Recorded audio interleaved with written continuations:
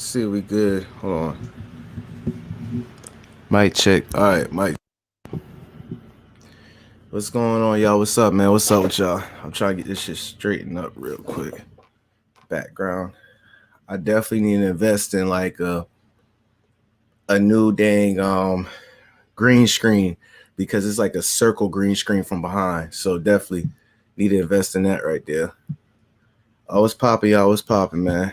Hold on, give me a second. I'm about to go ahead and play the clip real quick. How y'all evening going, or night, or morning, wherever y'all at? Turn this off. Boom.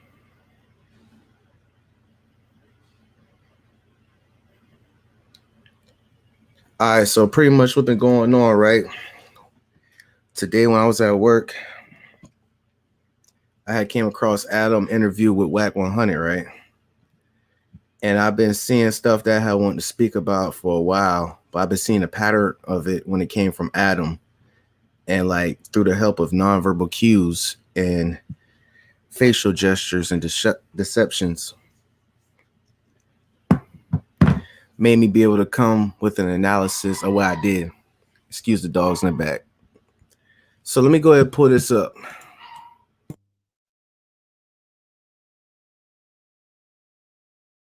What's up with y'all in the chat? Irvin, Lakers, NBA, Big Facts Podcast. But I'm about to play it right now.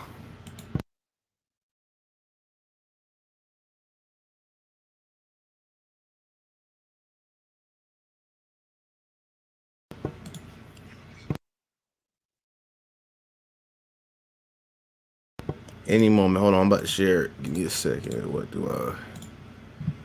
Okay, here we go right here. Yes, sir. Your people are a little naive.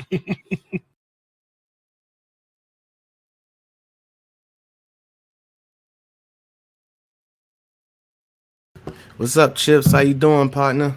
What's up with you, man? Everything good? I don't know why, man. I've been chilling, man. Your people are a little naive. And here we go with this bull crap again. But right here, as you see, when this is loading up, this is what I'm talking about right here when it came to Adam, when he did that interview with Wack100. Do you see the facial nonverbal cues right here? And I said in my previous video, which was a preview, I said this could go for two exceptions right here. It could be for focus. When you concentrating, you definitely give off this facial gesture as when you like focus, like, you know, your math teacher when they're grading your papers in high school, or you get the same facial reaction when you say something that kind of piss somebody off. That's what I mean by nonverbal cues, but we're going to get into it though. Hi, people, solar panel experts. Why? You see it again right there. And this is another thing where I want to talk about, where it's not like I'm not trying to be no goody two-shoe. I'm not trying to, oh yeah, down to the science. This is all in books, and this is all, I got pictures too. I definitely got pictures with Adam aligned up with the graphs that they proved by Dr. Paul Ekman. This is all research analysis that y'all could do on your own. This is nothing special. I'm telling you, this is like universal.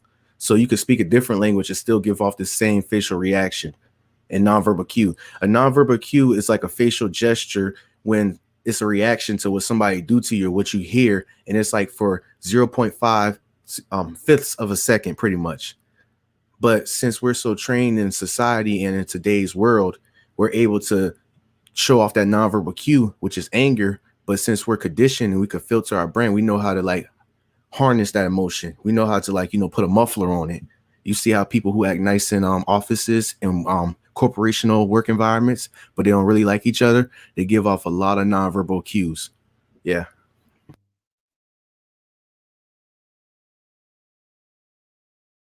People don't understand Black posse. Another thing, you gotta be careful. This right here could help you. I'm not gonna say, yeah, it probably could save your life, and it probably could help you create better communication skills amongst the people that you meet in your today's life.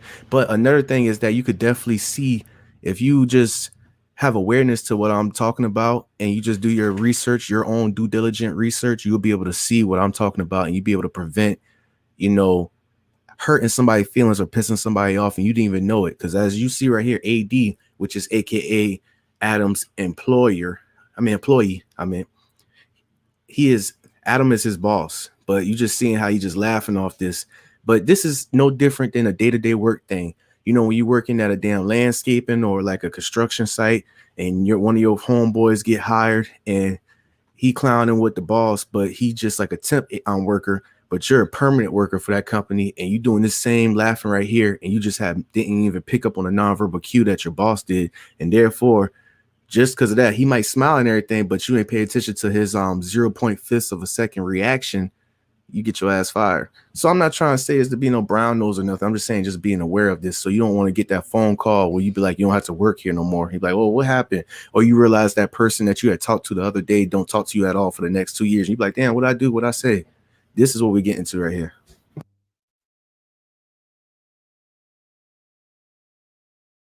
I was just, hey, what the fuck don't you get? I mean, you don't have to be that. Here's another. Oh, damn, my mouse. Give me a second. Give me a second. Hold on, my bad. I'm trying to pull up YouTube on my phone real quick so I can see the comments. All right. Watch these. All right, it says, watch the second C-Mac video. He's laughing at him, not with him. And in the interview, he said he's from New Hampshire, but he's been saying Boston.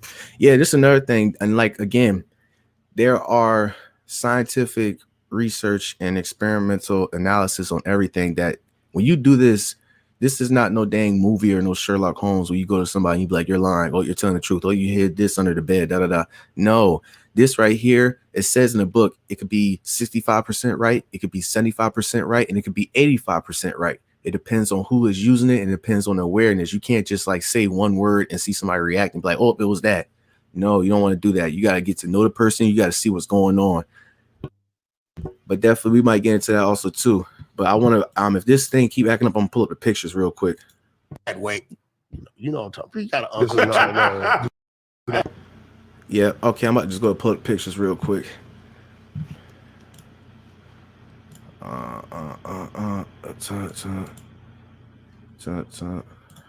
I'm about to pull up a picture. Give me 1 second.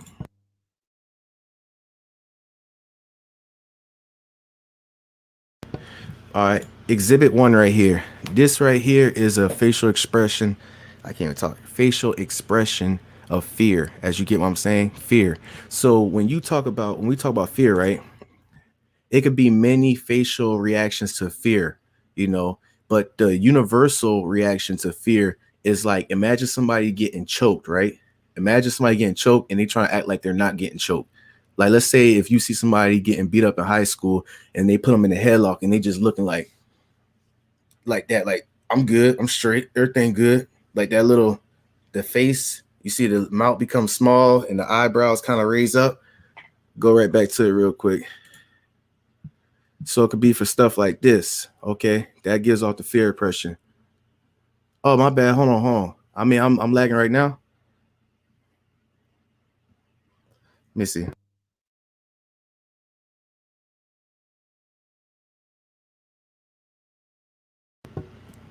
Oh, yeah. All right, so if I'm good now, let me know if I'm good in the chat. Okay, so right here, that right there was the analysis of fear right there. And to be honest, this is the correct because, boom, right here, man robbed and assaulted in broad daylight in San Francisco. Same reaction right here. That same acting like you choked, but he was actually getting really choked. And this is the same reaction with Adam. But show Adam face right here. This is the fear with the surprise right here. This is the time where Adam thought he had got robbed in his interview a while back. You see the same thing? Same exact facial gesture right there. So pretty much, this ain't no Sherlock Holmes. This is not no like reaction to like you could spot a lie instantly and all that. This is just little simple analysis and just awareness. Once you see it and you start seeing patterns of it, you be able to pick it up. You ain't gotta be no expert at it. You could just analyze it yourself. Let me know in the comments if my internet's still messed up though, please.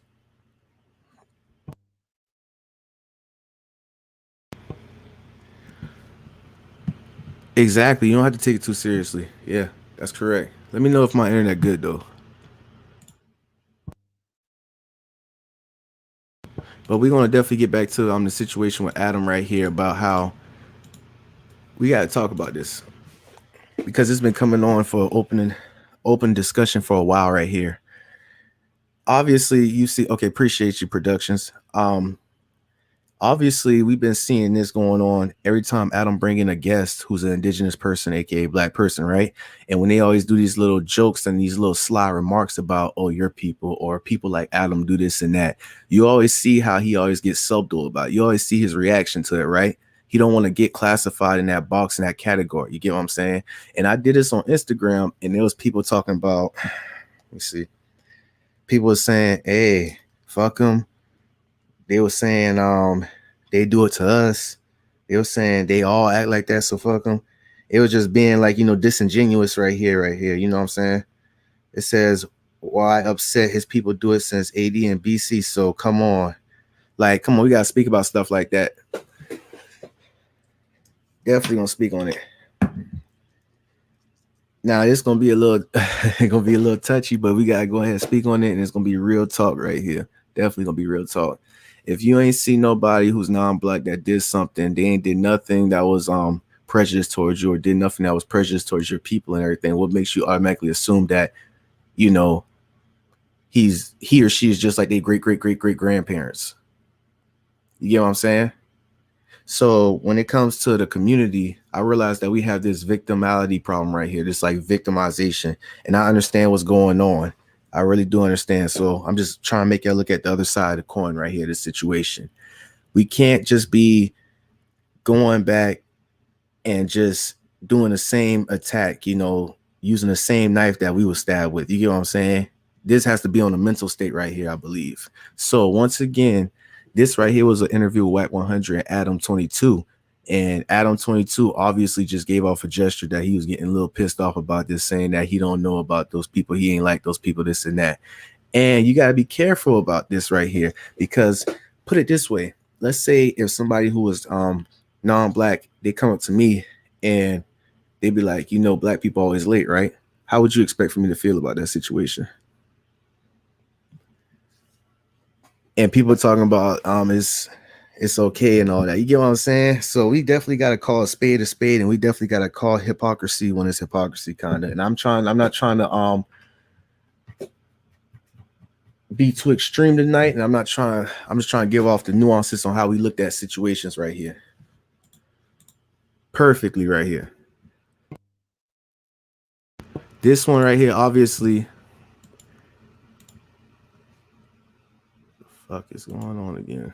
I swear, bro, this thing be like an Ethernet connection. This shit be acting up right here. But I'm about to have somebody on my back end come in and definitely do the analysis for me right here.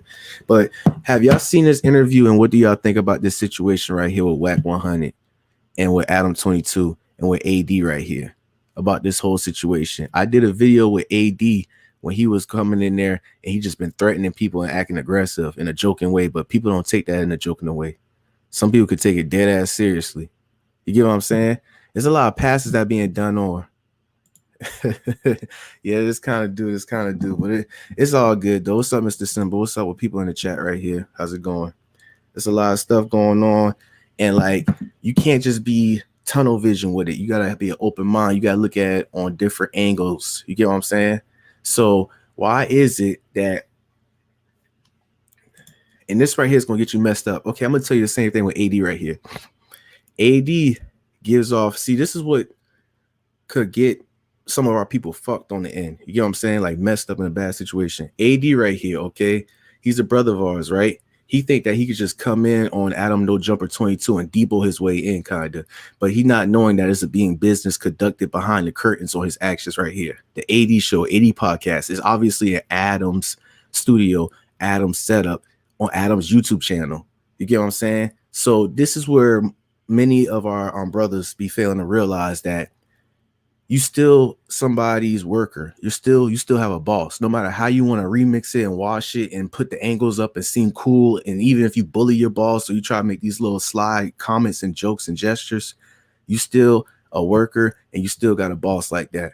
That's what I'm trying to speak on right there. You get what I'm saying? And I think we too in on the dang deboing and taking on the aggressive approach and taking on, man, let me go ahead and swag this out and everything instead of trying to make our own situation, our own joint. You know what I'm saying? Dane Dash been talking about this over and over and over again. But obviously, this been going on, like how Corey said, a lot of people's heads. Oh, man.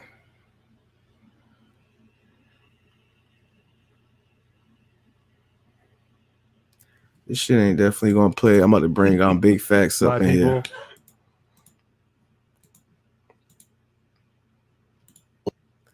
And it's crazy because people on Instagram been having many views on this situation right here, and it's all cool and it's all dandy, but we got to definitely look at this with an open mind.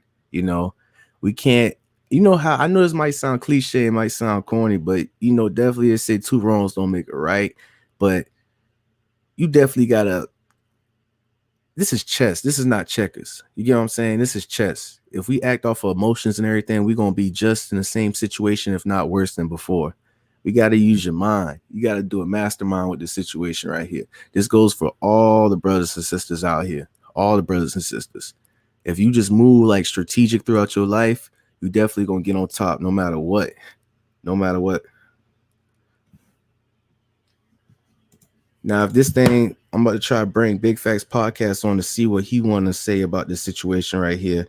And if anybody got questions on nonverbal cues, but like how Loud Chips say, it's not that serious, but yet this definitely could be a awareness of what you see behind scenes, because I obviously didn't pull this out my ass on how Adam reaction face was. You get what I'm saying?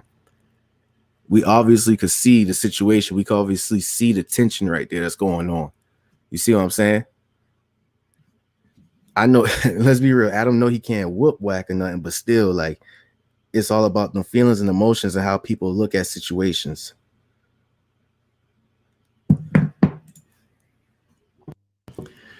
He have been saying Boston, haven't he? They go on some his. Grumpler, what's up, Bobby Cash? What's going on, man? We definitely about to get into it. I'm trying to bring Ayo up in here, or I'm trying to bring Turbo up in here because they got that good internet. Obviously, I got that Obama internet, even through damn Ethernet cable connection. Obviously, sometimes it work good, sometimes it don't, but it's all good though. It's all straight. It's all Gucci. Try it one more time, real quick. Are you about to come?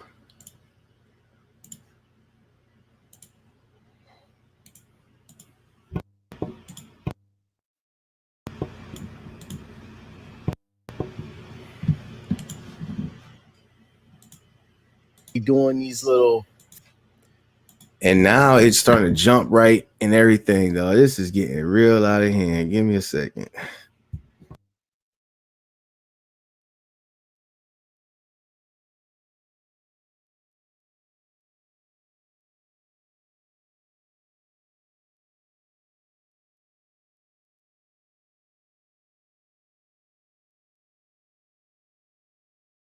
This black guest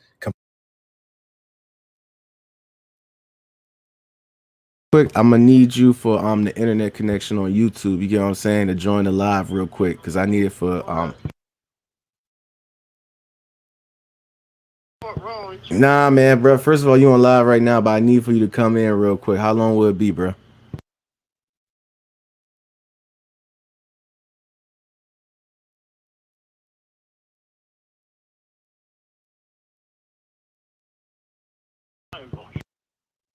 You ain't gotta show your camera. I just need you for the YouTube thing. That's all. Obviously, my internet be acting iffy once in a while. Like right now, it seems like it's going good, but it's not cash.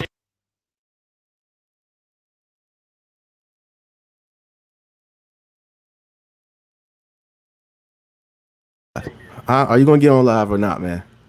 That's a good question.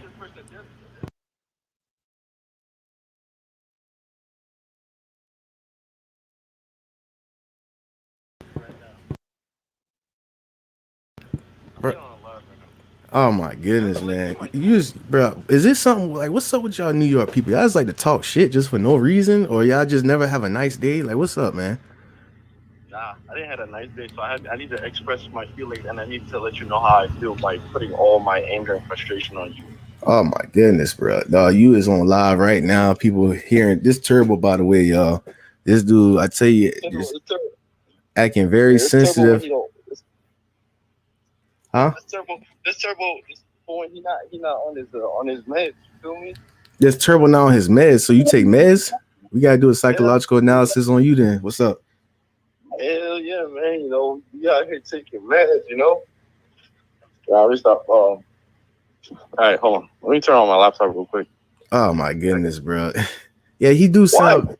Yeah, they say you sound very mad and alive right here. I don't know. That's just how New York people talk. And this will be another good situation when you see Turbo. That's if he show his face to see how the nonverbal cues they give. For some reason, you said something? Oh, me? Yeah. Nah, I'm just listening to what the fuck. Yeah. That's what I'm saying. So yeah, you gonna be quiet. You're gonna let me go ahead and finish real quick. Now, when it comes to New York people, they get kind of majority of them get very disrespectful right here, and it may not be intentional. Whether like I say, like 6 out of 10 is not intentional, but definitely that 4 out of 10 is intentional right there. Definitely want you to get out their way. They definitely want to look at you like all crazy. They have a staring problem. They be saying SMD recklessly. Like, what is going on? Facts. Gangster. Yo, suck my dick. Oh my goodness, bro. Oh, we got Mello. Hey, you got a homeboy up in here, Mello from New York, right here. He said, "Laugh out, not at all." Yo, that's what New York is, man. New York is mad fake too. That's not talking about that. Oh, what you say? And New York be fake too. They be fake. I mean, come on, man. You can't do your city like that. I just say a good bit of them, not all. Just majority. Yeah. Huh? The shit Yo, you sent me the link to my email because I can't do it from my phone. Oh my goodness. All right. Okay, give me 1 second, man. And what kind of I'm about to say, what was you saying earlier though before I cut you off? Who, me? Yeah. I talking about New York niggas being fake, and I was just kidding. I think you was like dead serious about that. We got a couple of New York people in here watching the chat, and they definitely got a lot of questions going on about that situation. They said they said somebody was from Boston. Yeah, in the chat about one of the interviews previously. I'm about to go back and analyze that. But I just sent you the link. Yeah. Bro, speak louder. We can't really hear you. Oh. I don't even have to put myself on camera. Nah, you ain't gotta do that, bro. I just need your internet, bro. Definitely go ahead and support and just go ahead and bring your internet up on here, man. Come on. You got people over here waiting, dog. Let them wait, man. Heck, nah. We ain't doing that, bro. We not doing that. Listen, That's that bougie talk right there, man. You can't do that. See how disrespectful you getting, man? All right, so you got 60 seconds, buddy, or 120 seconds. Pro tip: plug in better than Wi-Fi. Okay, we get that. For the show, look like shit. Turbo entering studio. All right, there we go. Boom. Now you up in here. What's up, bro? Gotcha. I can hear. Hold up. All right, check the private message and go ahead and click on that link for me, partner. Turbo, you saving the day and you saving the live night for us right here. I appreciate you very much, partner. All right. Hold up. What is bomb or clock? Yeah, Wait, check hold the. on. Oh no! Oh, this is it. This is that. Yes, sir. Oh, what the fuck? Hold on, man. I can't hear shit.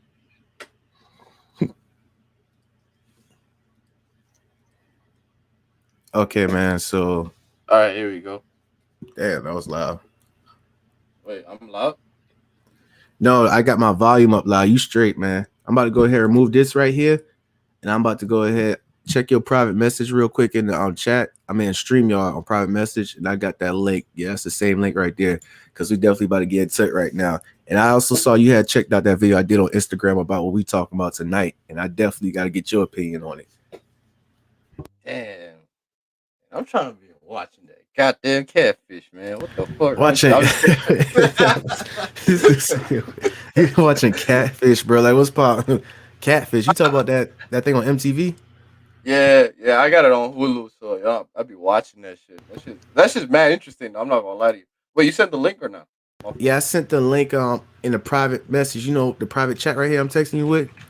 You see that? Now I see. I don't see the link though. Bro, I just had sent that damn link. I All see right, hold on. now I see it. Okay, let me open a new tab. All right, bro. Hold on. And definitely when I go back, I gotta do a timestamp on this right here too, because the timestamps, people been DMing me on Instagram saying that thing been helping out a lot. And I definitely appreciate that because I know some people want to come in when they catch the live on the back end, they be like, I'm not about to watch all this shit. So they go through and they be like, wow. They see like 22 minutes, or they see 45 minutes, or they see 33 minutes, and they see the name behind in the section. So that definitely, the timestamps help out a lot. You dig? Yeah, Catfish Live Chips. I think that's like an old show, man. Like, is that on MTV where people still be falling for that? Oh yeah. People still fall for that shit, man. Shouts out to the brothers in Ghana. I heard they going real hectic on that Catfish thing. They be getting bans out of it. Am I that's sharing my screen? Oh fuck, no, you ain't sharing your screen, nah. What is that? That was wrong. Oh yeah, it was Reddit. I told you I'd be downloading some of my drum kits from there. You know that, right? It's very okay. As long as it ain't no hentai, so we straight, man. Like, yo, Reddit, oh shit, hold on. I was about to start. Actually, can you hear it though? The video.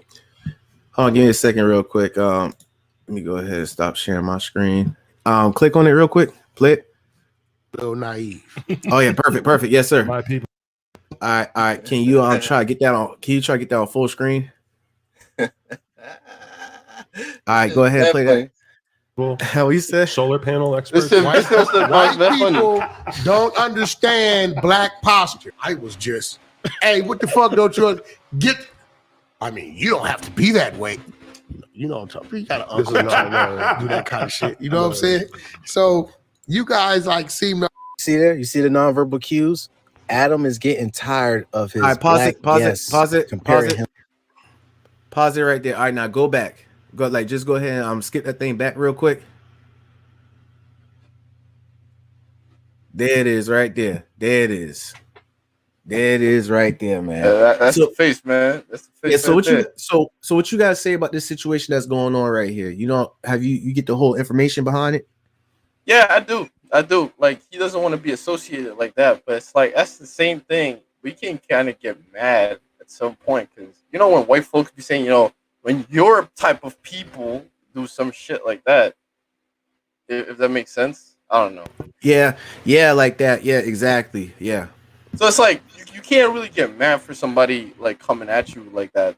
It's like your own race has been doing it already for the longest. So I'm not trying to say anything about white privilege or anything, but they've been doing it for the longest to be like, oh, you're kind, or you know, your type of people.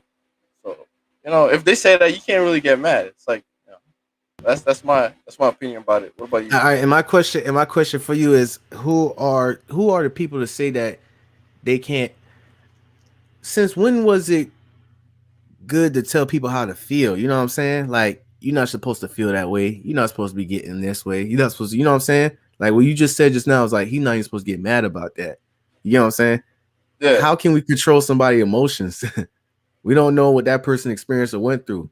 On our end, on our brothers and sisters, we can't tell our brothers and sisters, you're supposed to love your parents. What if their parents had tried to, like, you know, kill them or try to, like, you know, dispose of them, get them up for adoption? You can't tell them how they're supposed to feel. What do you think about that? Repeat that again, bro. You should cut off on my end. My microphone is a little messed up. Nah, you good. What I'm saying is that you saying that he can't get mad off that because people doing it for many years and all that. I understand that. Yeah, that is also true. But we can't say that we can't control how somebody's supposed to feel. Like, I punch you in your shit. Let's say, hypothetically speaking, Turbo, I punch you in your mouth and I'll be like, oh, you're not supposed to be getting mad about it. You deserve that shit. You get what I'm saying? Like, right. Since when, like, when somebody with their parents, you know, like when they'll throw Bible scriptures or they'll throw whatever they believe in, they'll be like, oh, thou shalt respect their parent, thou shalt allow their parent, which I agree with that. But let's say if their parent had did something messed up to them that was like life threatening to them. we can't tell that person, you know what I'm saying? So that's when we starting to get on that nuances. We try to get to that the core of like what's really going on. Right. Because it's like they're like labeling him basically. That's what you're trying to say. I'm not saying labeling him, but I'm just saying like the only thing I was saying about your response was that you saying he not supposed to get mad about that. I mean, yeah, like, all right, how do I put this? I don't know. It's like you punching me in the gut, right?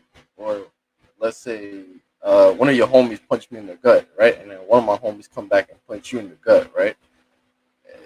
I don't know. Does that make kind of sense or not? Like, Yeah, I kind of follow you. I'm following you. that's basically what I meant with that whole situation of the. Oh man, I'm a little off, man. I wasn't ready for this topic, but yeah, but Take your time. but yeah, that's how I feel about it, really. But yeah, but you at some point, I get where you're coming from though about the whole situation that's actually being you know, like your mom and dad, like with the whole Bible thing, you should respect your mom and dad. Right. Yeah, but yeah, go ahead. No, go ahead. But that's what I'm saying. Like there's situations. Okay, people in the chat. I mean, I know there's people who got different religions, and I respect that. But I'm just saying we're just gonna stay with. Let's just say with the Bible. Bible said, I don't know along those lines is saying thou shalt respect their parents along those lines, right? But we seen many movies in real life situations where parents was actually trying to kill their child. Mhm. So thou shalt respect. Like you get what I'm saying? There's nuances when it comes to this. That's what I'm trying to say. You see you see how it's duality right there. You get what I'm saying? It's like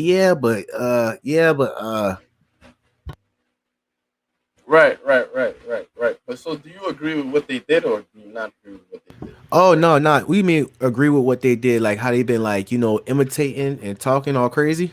Yeah. Now I'm not saying they can actually do whatever the hell they want to do. It's not like without to be honest. What did I think that was appropriate or something? Who am I to say that? I wouldn't do it. You know what I'm saying? I wouldn't agree with doing it. You know what I'm Because you saying? have Like, respect. You're not just his gonna. approach. It's like put it this way. It's like you won't see me going around here saying cracker this, cracker that, and cracker that, and then there'll be like one white person turn around like, shut up, you stupid nigga. Like, you know what I'm saying? Then I feel all upset and all that. You get what I'm saying? I just don't I don't go that route. I don't take that path. You see what I'm saying? Yeah. What do you Nah, think? I was seeing it from that perspective, from their perspective, how they was going about it. You know. Yeah, I respect go both ways. I Huh? personally wouldn't do the same thing either. I would have basically done the same thing you did. I'm not gonna go over there and call people cracker this, cracker that, you know. But I mean, I get it why they do it too, and I think it's a thing of would it be something from the past? Maybe I don't know. Yeah, that's the thing. It is something that's for the past, but let's Because just it's like say we're still living like behind, and then it's like the emotions. I yeah, understand. Don't get me wrong. I understand. But mhm, I'm going to look at the other side. I'm going to be open minded. Let's say Adam, great grandfather or great grandfather had owned slaves or had been a part of the dang Ku Klux Klan or whatever, right? right. What does that have to do with Adam right there, though? It could be, and people could come at me and be like, okay, it could be the persuasion. He been brought up, he been studying their teachings, or he had, the apple don't fall Yeah, far from the tree. You get what I'm saying? he could even be a spy to take down the black community. Yeah, he could even be a spy. Yeah. You know, like, but that's going a little too deep. But Nah. Go ahead, let it out. Go ahead.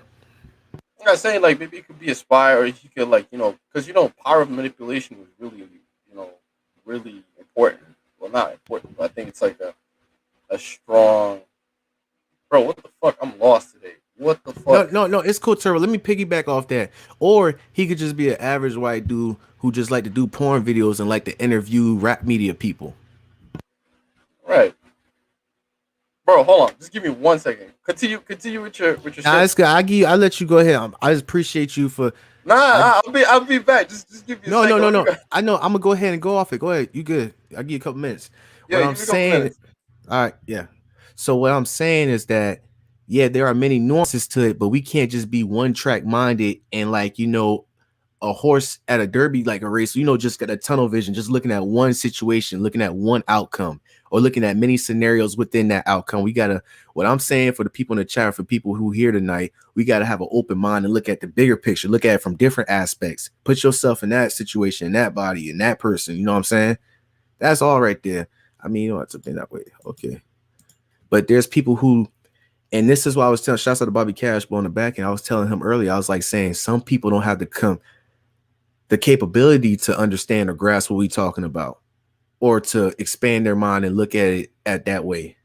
You get what I'm saying? Some people just don't have the cognitive function to grasp understanding of it at all. They just be like on some, oh, that's crack of that crack, and that's nigga that. Just simple as that.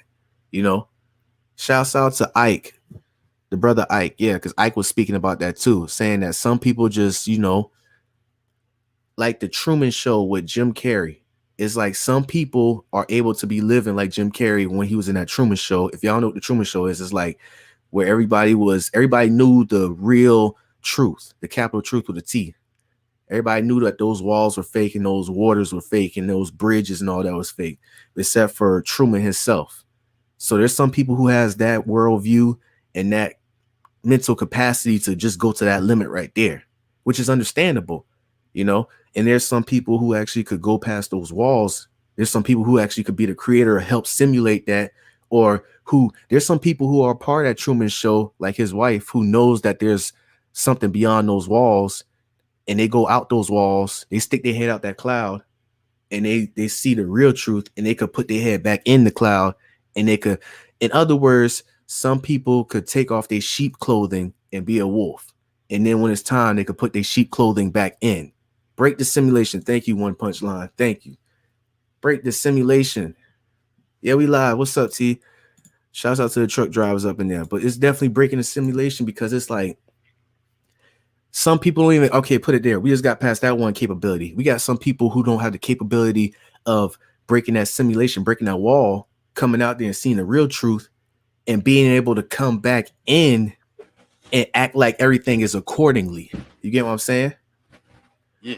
Some people don't have the capability of doing that. Or third, there's another thing. People got the capability of seeing the dang light show, seeing the simulation, and they got a capability of sticking their head out that cloud and seeing the real truth and coming back in the simulation and act accordingly like nothing happened. Or trying to find ways to play in this chessboard to make stuff better for their people or for themselves. You see what I'm saying? Do people get the stages right here? I mean, yeah. If you want to say that, then okay, yeah. And then this is what we talk about with the N-word with niggas, the mindset. This is where we come with the mindset right here. Remember the Black Air Forces? Peace to the live. What's up, Moe Factz? Remember, all right, so your question, asking you. Let me go ahead. All right, hey, asking you. All right.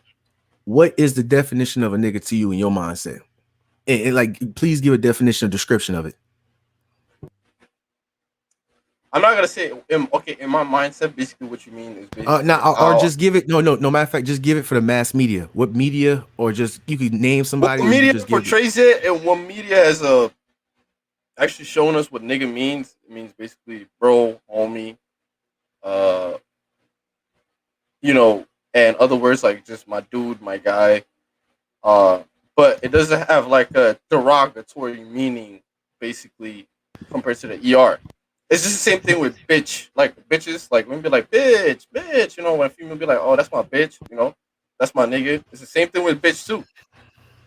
Okay, I got a question like, for you. Go ahead. It's a different meaning. Yeah, go ahead. What you want to say? What's your question? All right, so you done gave the meaning for it as an endearment, right? Like dude, right, bro, bitch, all that. Okay, boom.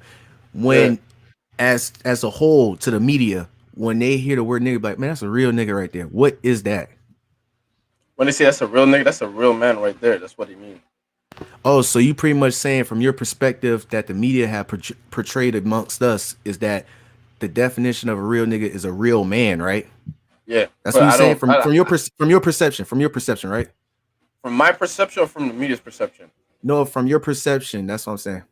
Yeah, that's what I'm saying. But from like, I don't really care for the word. That's why I can't really say from my perception. Like okay, I'll use the word. So I'll use the word as like guy, but that's because the media has spread it out. But in generally, if I had a choice not to use the word, I don't really use the word, and I don't use it that often either. I use it very rarely. So What I'm trying to go at is saying that what you just said quickly was like a real dude, a real bro, a real man. All right. yeah, real man. Yeah. So does that have a color behind that within the Western indoctrination to you? A color. Can it only be one type of nigga? That's what I'm asking you. These are questions right here that's gonna be on for the night. We on it now. Nah. These are good questions. I went to wash my face because I ain't gonna lie to you. When I was watching Catfish, I was like kind of dozing off a little bit because I was bored as hell. So I didn't have nothing to do. So with the does it apply only to one specific race? Is what you're asking, right? Yes, that's what I'm asking. Yeah. Well, it did come from another race, but because people started using it so much, it became like for multiple folks. But the only person that most of the time get backlash for it when they use it is white folks, from what I've seen or from my experience. Then, Okay, so okay, what? Because I've seen Spanish people use it before. I've seen Indian people use it before. Man, shit. I gotta tell you, I have my cousin saying nigga to me. I looked at him like, what the fuck? All right, so yeah. And like mind you, like, and that's from my dad's side, and they're Indians, but because they grew up in the hood, they kind of got used to it. But I'm like you know, I don't know. I guess like some people get passed. Like I would say, I would have gotten a pass because you know I'm half, I guess. But and there's another thing too with the whole N-word pass. Who gets to say nigga and who doesn't get to say nigga? That's another thing too that's also should be addressed. Okay, real quick, Turbo. Not to cut you off, just real quick. I want to say to stay on track.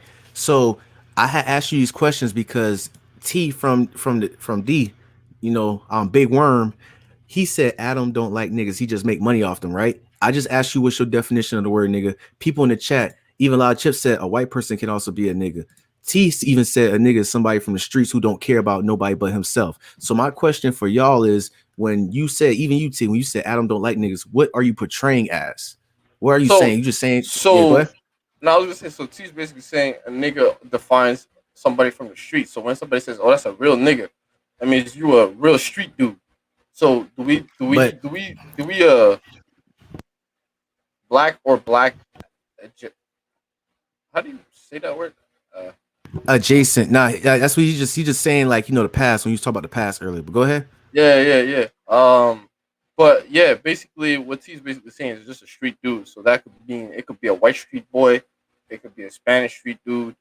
But so I'm guessing that's his definition. But from what I've seen, because from what I've seen and from people, let me put it this way, from my experience, what I've seen on social media, anybody uses nigga, but like, yo, that's my nigga right there, that's my bro, blah blah blah blah blah. So that's what I'm saying. But that's a good question though. What is the actual definition of a nigger? No. It's a field goal. I'm not sorry to cut you off. It's a field goal post. It depends on your situation, socio-cultural perspective. Right. Depends on what area you at, what time it is, how people feeling. That's when the goalposts move. So in this particular time, when T from the D was saying Adam don't like niggas, I'm assuming that he was talking about black people.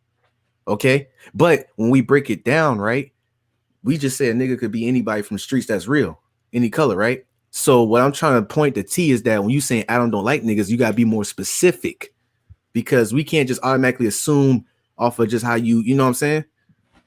So T says a nigga has no race, it's a mindset. Oh, okay, boom, there he is, right? There he is. So T, when you say Adam don't like niggas, he just make money off them. So he don't like people with that nigga mindset. That's what he's saying. So it could be he basically don't like street people or like people from the hood. So he don't like street people. So yeah. Let's just say that. Go ahead, my bad, Turbo. Go ahead. Like I was gonna say people from the hood, basically, because that's what people from the hood is basically people from the quote unquote streets, because you know they're from the hood, you know, they do their thing, you know, they have that quote unquote nigga mentality or nigga mindset. So I'm guessing he doesn't like to deal with people like that. Exactly. So he don't like to deal with people when we talk about niggas. So let's just come to like a little quick agreement then in the chat, just a quick one. So Adam ain't a nigga? Oh, that's the question. So Moe Factz, why Adam ain't on then? If he's saying with that mindset, that black Air Force mindset, I don't give a fuck mindset. But it's Adam from the streets though. That's what it is. So are we saying that in order for you to be a nigga, you gotta be somebody who from the streets and cut thorough, no matter about the color of your skin then, right? in that case, Adam's not a nigga. So when we say Adam don't like niggas, Adam don't like. He obviously could not like. But if Adam was from the streets, they'll be like, "Oh, that's a real white boy there." I don't call him a real nigga though. Or what? And then you got people saying white nigga. Then, so see, you see what I'm saying? So you seeing what's going on right here? Hold on, you see what I'm trying to go at, right? Adam didn't like or become part of the culture until he started making money off it. Okay, I agree with that because it was a BMX biker podcast he was doing. You know, I agree with that. Adam wants to be a nigga. Are you sure about that, T? Are you sure about that? Yeah, I don't agree with that. I'll be honest with you. I think he just because everybody wants to be one until it's time to be one. You know, everybody wants to get the perks. Go ahead. He's like DJ Vlad. He's just profiting off of niggas, like off of black folks and rappers. Let's put it that way. Everybody could put that costume on. Everybody, I mean not everybody, but you could come to the party like it's Halloween and put that costume on and everything, even say it and dap people up, be like, hey, that's my nigga right here, da da da. But when the police show up or when something get real, they could take that costume off. We can't. Because it's our actual because so yeah, okay, my bad, Turbo. What you say? Nah, it's our actual suit. That's our actual clothes. Like you can't take that off at all. So that being said, it's getting very cliche and it's being very misconstrued because within rap media and within society and within the manufactured culture that's held upon us, it's causing a lot of damn loopholes and a lot of misinterpretations of what the word nigga is and who could say it and how you could say it and who's your perception of it. Somebody said Adam is a nigga flavor. Wow. Exactly. So that's what I'm saying. Like I guess that's what you want to. To each his own. We about to go ahead. I'm about to hit Moe Factz up real quick because we definitely got to get to the bottom of this real quick. Like this right here is like something that's been going on for a while. Because when Adam, so you saying if Adam is nigga flavor, then are you saying that he wants to be accustomed to that mindset group that's called a nigga? Because he obviously don't want to be accustomed to that group that's called white people, right? Or he doesn't want to be associated with them because he makes money off of black folks. Actually, would this make sense if I say this? Maybe he's getting mad because the other dude, the other guy in the video, is making him seem kind of bad, and then it's like, oh, he's a white boy, so it's like, yo, I'm trying to be friends with the black folks, so I can make more money off of them. You're kind of ruining my relationship here by saying that. So he basically doesn't want to be. Does it make sense? Like he doesn't want to be associated with that specific group of white folks. You want to be associated with it? Could be. It's no different. Go ahead. Because if some people are saying, "Oh, that's the type of person I am," but that shouldn't really kind of like hurt your business, though. If that makes sense, I don't know. If I'm cool with a bunch of black folks, I want more black folks on my shit because that's how I make my money. Because I make my money off of black folks, but from them coming to my show.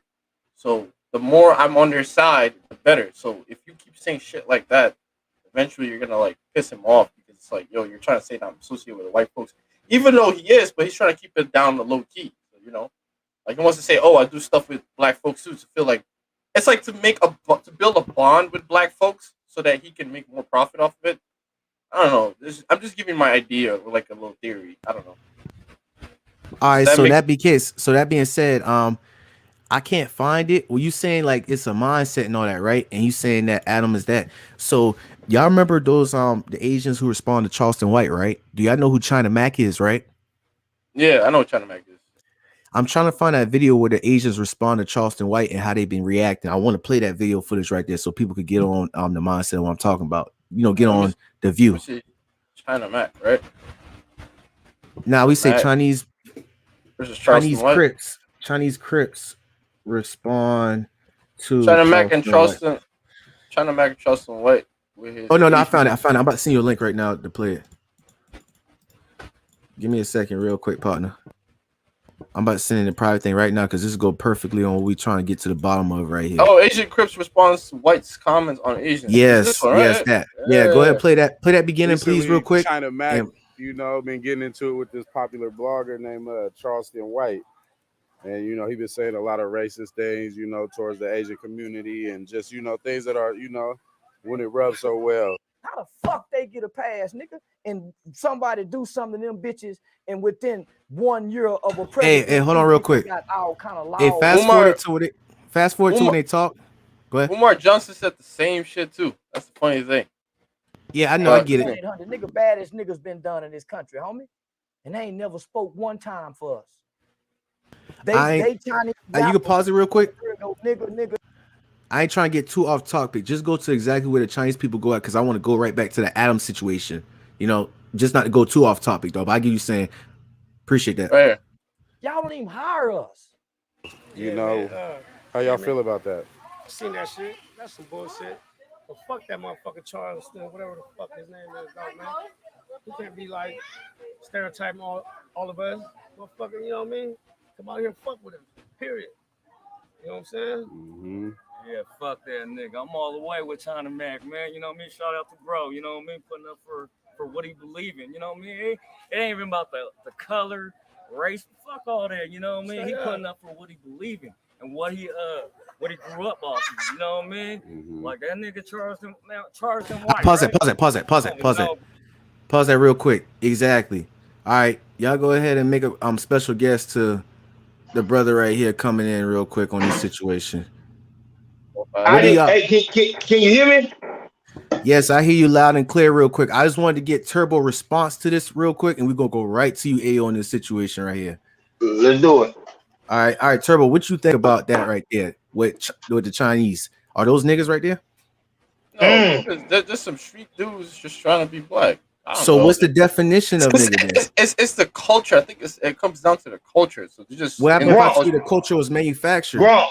Go ahead. Wrong. Well, I'm here. I'm just sharing the link on Facebook. So if you don't, if I, you know what I'm saying? I'm still here though. Okay. Cool. Yo, Ayo, you look like you got a little echo in your background. Oh yeah. Echo in my background? Yeah. Yeah. Damn. Matter of fact, you could just. No, I can fix it. I can fix it. Let's see. Let me know if it's still an echo. And look what Loud Chip said, Asian nigga right there. So what's going on? Hello? Yeah, hello? It's like a, hold on, talk again? Is it an echo? Yeah, it's an echo. It's like you in a damn chamber or something. Like you got reverb on. What about now? Oh, you good now? Yeah. Damn, that shit sound clear now. What happened? He was rapping, that's why. He was spitting something, you know. Yeah, I like my earpiece, but it just always causes problems. So that's what it is. But you can hear me though. Yeah, perfectly, we can hear you. Okay, all good. I'm finna share the link on Facebook, so I'm still here. I appreciate you. All right, so what I'm saying, Turbo, is like when we talk about when early in the chat, T shouts out to the dang truck people, you know what I'm saying? Big Worm, aka, he said that Adam don't like niggas, he just like make money off them. So that's why I asked you what was your perception on what a nigga is, and you said that it could be a street dude. And then I was like, okay, so that street dude, I said, so that street dude has a color. Go ahead. Yeah, from what T basically experienced, but a lot of chips that, you know, it could be anybody. But then that now comes to the question: what do you call a black person from the street? You call him just a nigga? That's what I'm saying. Is nigga actually tied to color then? All right, T. Hold on, T, real quick. Yeah, I got you. Give me 1 second, T. What he's saying is that I think when T has said it's like a field goal post. Remember I say it depends on your certain situation and the environment that you in.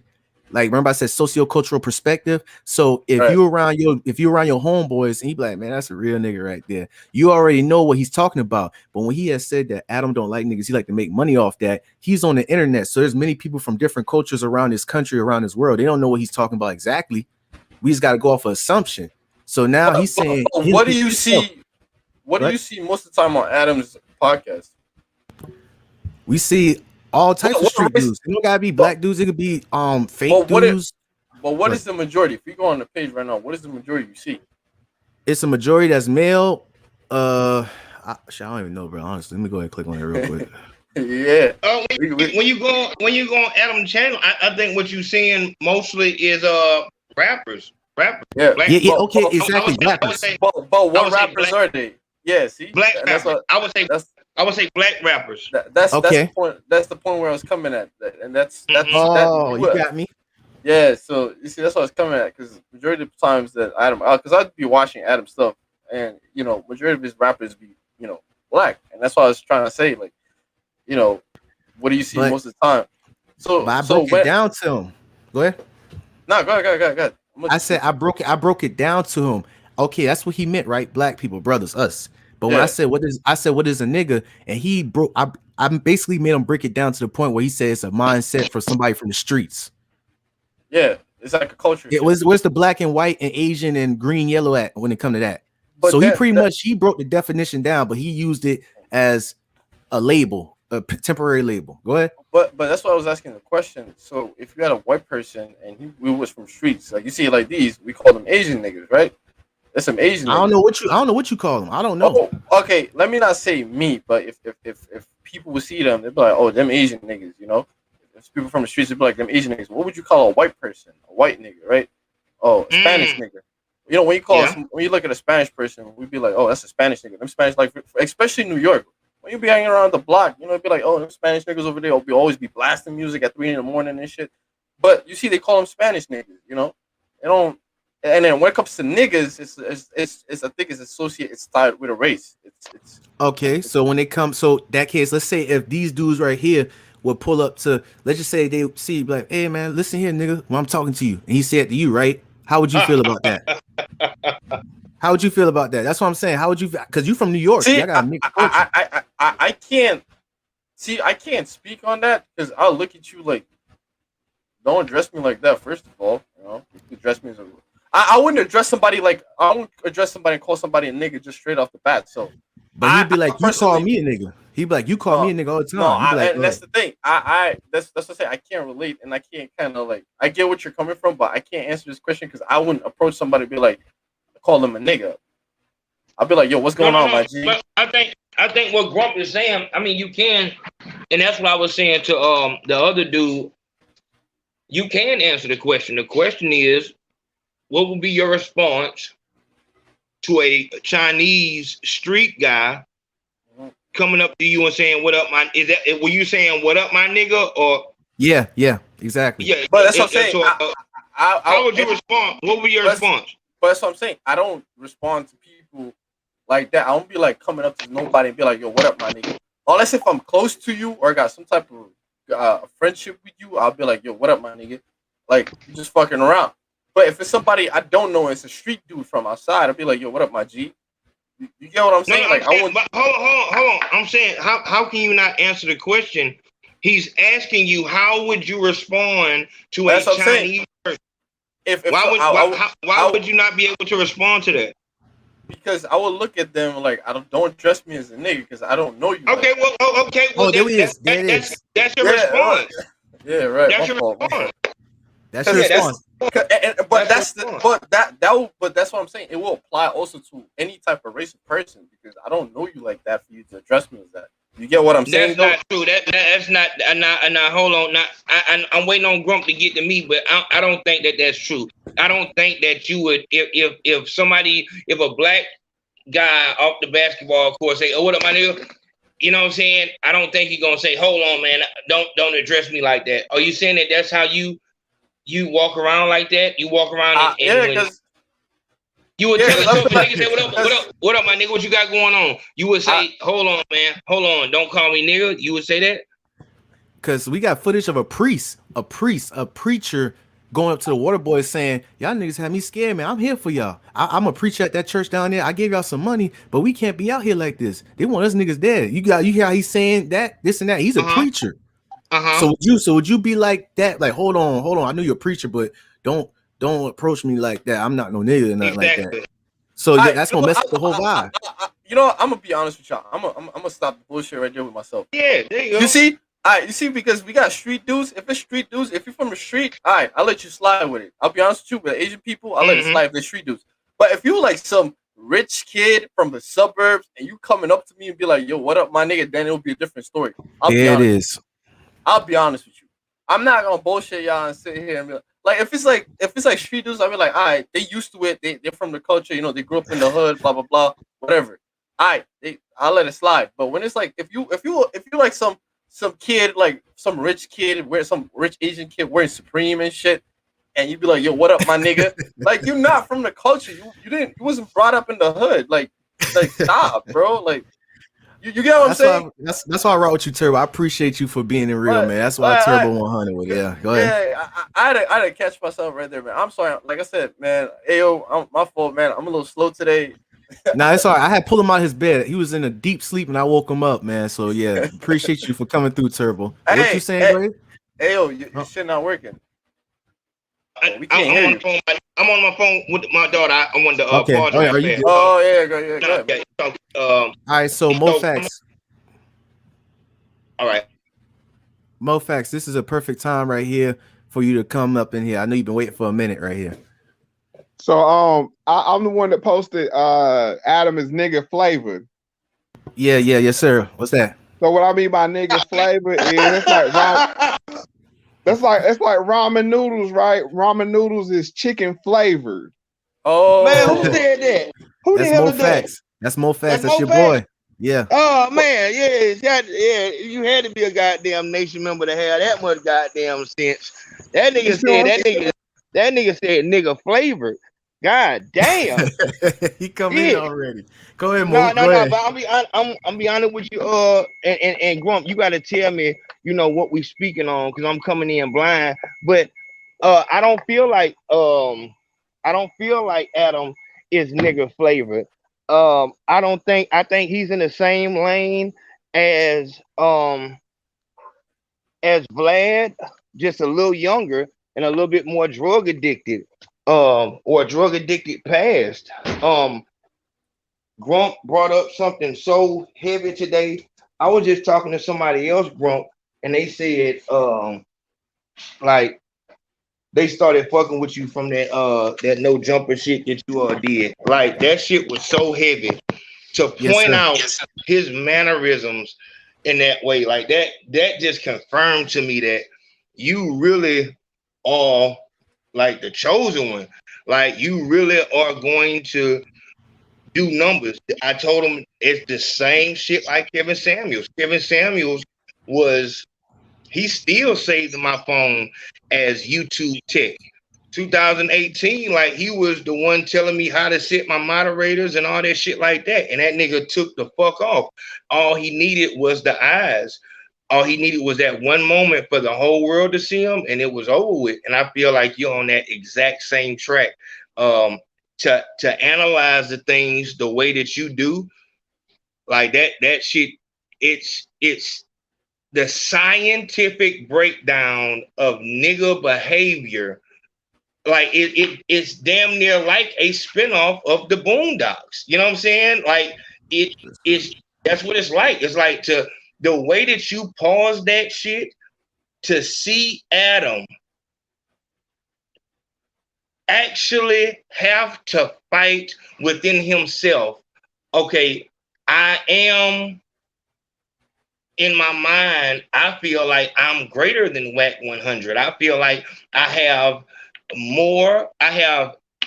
the same or more money than he has.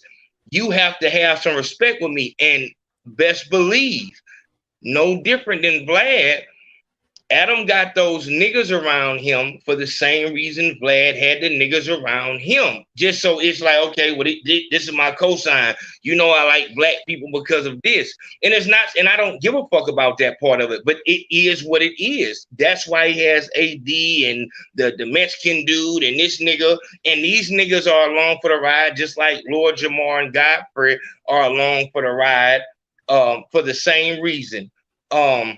They're trying to get their shit up, and it's going to come to the exact, well, I don't know if it's going to come to the exact same head, but I do see what happens in these situations is that niggas always overstep their motherfucking boundaries.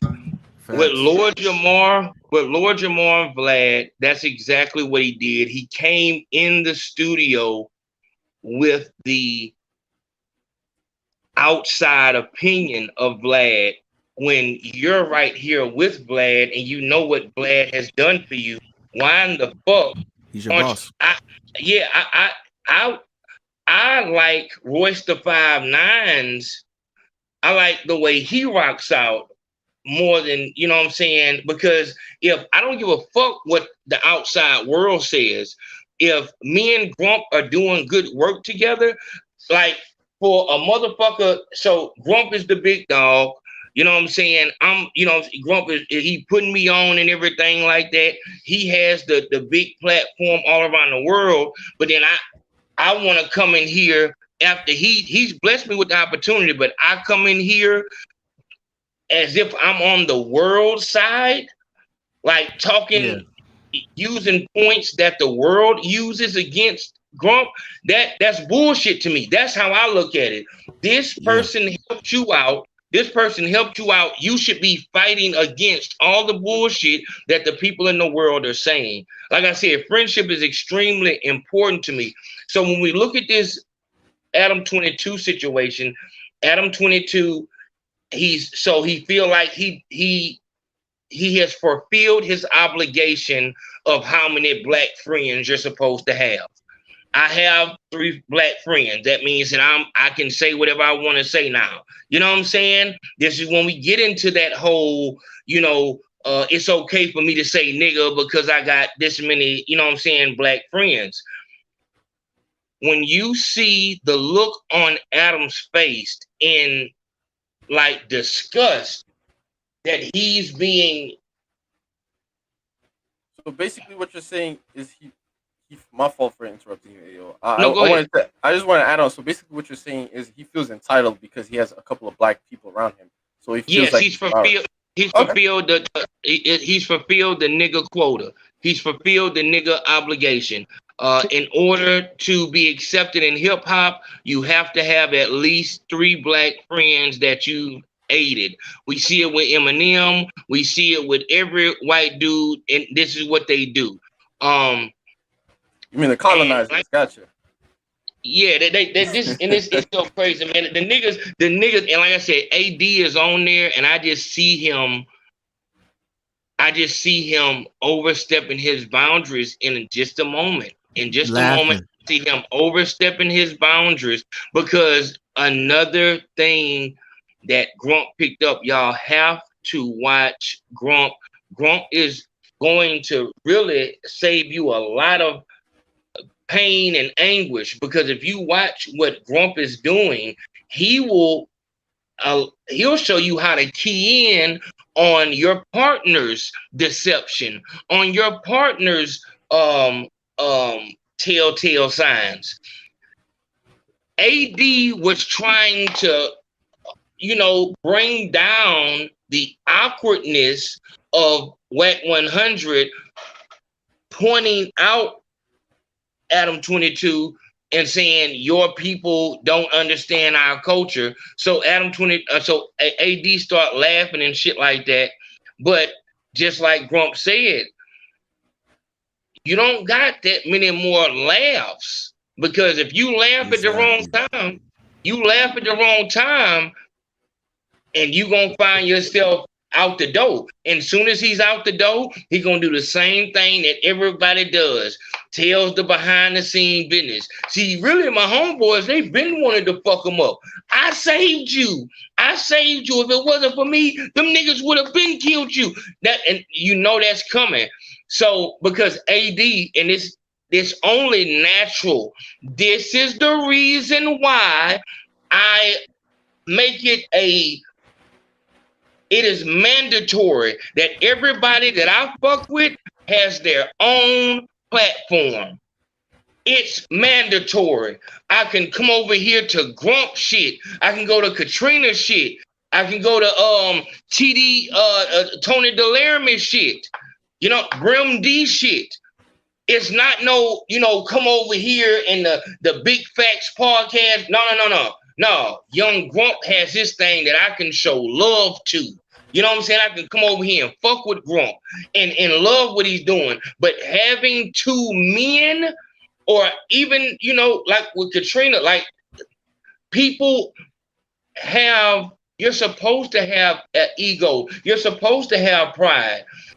This whole coming up under this brand shit, motherfuckers start talking about, nigga, this shit wouldn't have did shit without me. Now motherfuckers is arguing over why No Jumper is successful. AD start coming through talking about, nigga, these motherfuckers don't fuck with you. If it wasn't for me, you would be interviewing YouTubers and fucking gamers and shit like that. That's how he would bring it.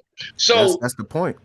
Yeah, so it's and that's where shit is gonna there's because AD is on there talking about, yeah, man, I just had my first movie and this and that. And as his brand is growing, he's going to get more and more arrogant and it's going to reach a head. You know what I'm saying? For whatever reason. You know what I'm saying? And it's like I said, it's like the Joe Budden podcast. Like they didn't have any issue as long as everybody was just in there kicking shit and having friends like friends. Once the business got successful, mark my words, Gilly and Wallow are going to go through the same thing. You have to have your own platform. Every man needs his own platform and we can help each other. We can promote each other. But coming up under the same banner, people are going to be all in your ear talking about, nigga, I wouldn't even watch that shit if it wasn't for you. You the only person I watch. I was just talking to goddamn,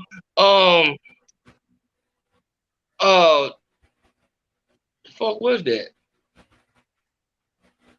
Doze. I was on the Doze and I was telling him about how everybody has somebody in their inbox talking about, man, you saved my life. And they actually believe the shit. Like it's niggas who don't even do anything, like anything, motivational. They will come on screen and brag about, people told me that I saved their life. They were just about to kill themselves and I saved their life. And I think that feeds into what I'm talking about when I say that the internet is a crazy place because you don't know who's behind these profiles. And as you're looking at these profiles, you see people telling you that, keep going. Like when a rapper is live and he's talking about something totally different and people get in the inbox and start talking about another rapper and then he starts talking shit about that rapper. You know what I'm saying? Like it's that type of shit. People will get in your inbox and say, man, Grump, I don't even know why you fuck with Ayo, my nigga. You really the reason why. You know what I'm saying? Like, this is how people talk. Like, and they'll say, AD, I don't know why the fuck you even over there, man. You can see Adam using you, and they'll tell Adam the same thing. So that's the type of shit you'll have going on behind the scenes. This fucking entertainment shit, it's crazy, dog. It's fucking crazy, and it really fucks with people's pride and ego, and it usually ends up bad. I want to know, like, so where did the nigga part come into it? This is the point right here. See, when I was going on the nonverbal cues of Adam, where he had showed that angry approach, and the angry approach is pretty much when your mouth get a little small mono and your eyebrows squint down low as if you're concentrating. But with Adam in that situation, I had analyzed that he wasn't concentrated. He got triggered off of what Wack100 said, and he got even more triggered when AD had that laughing at him. Like he looked at him, and Adam mind, he looked at him like, nigga, it's not funny.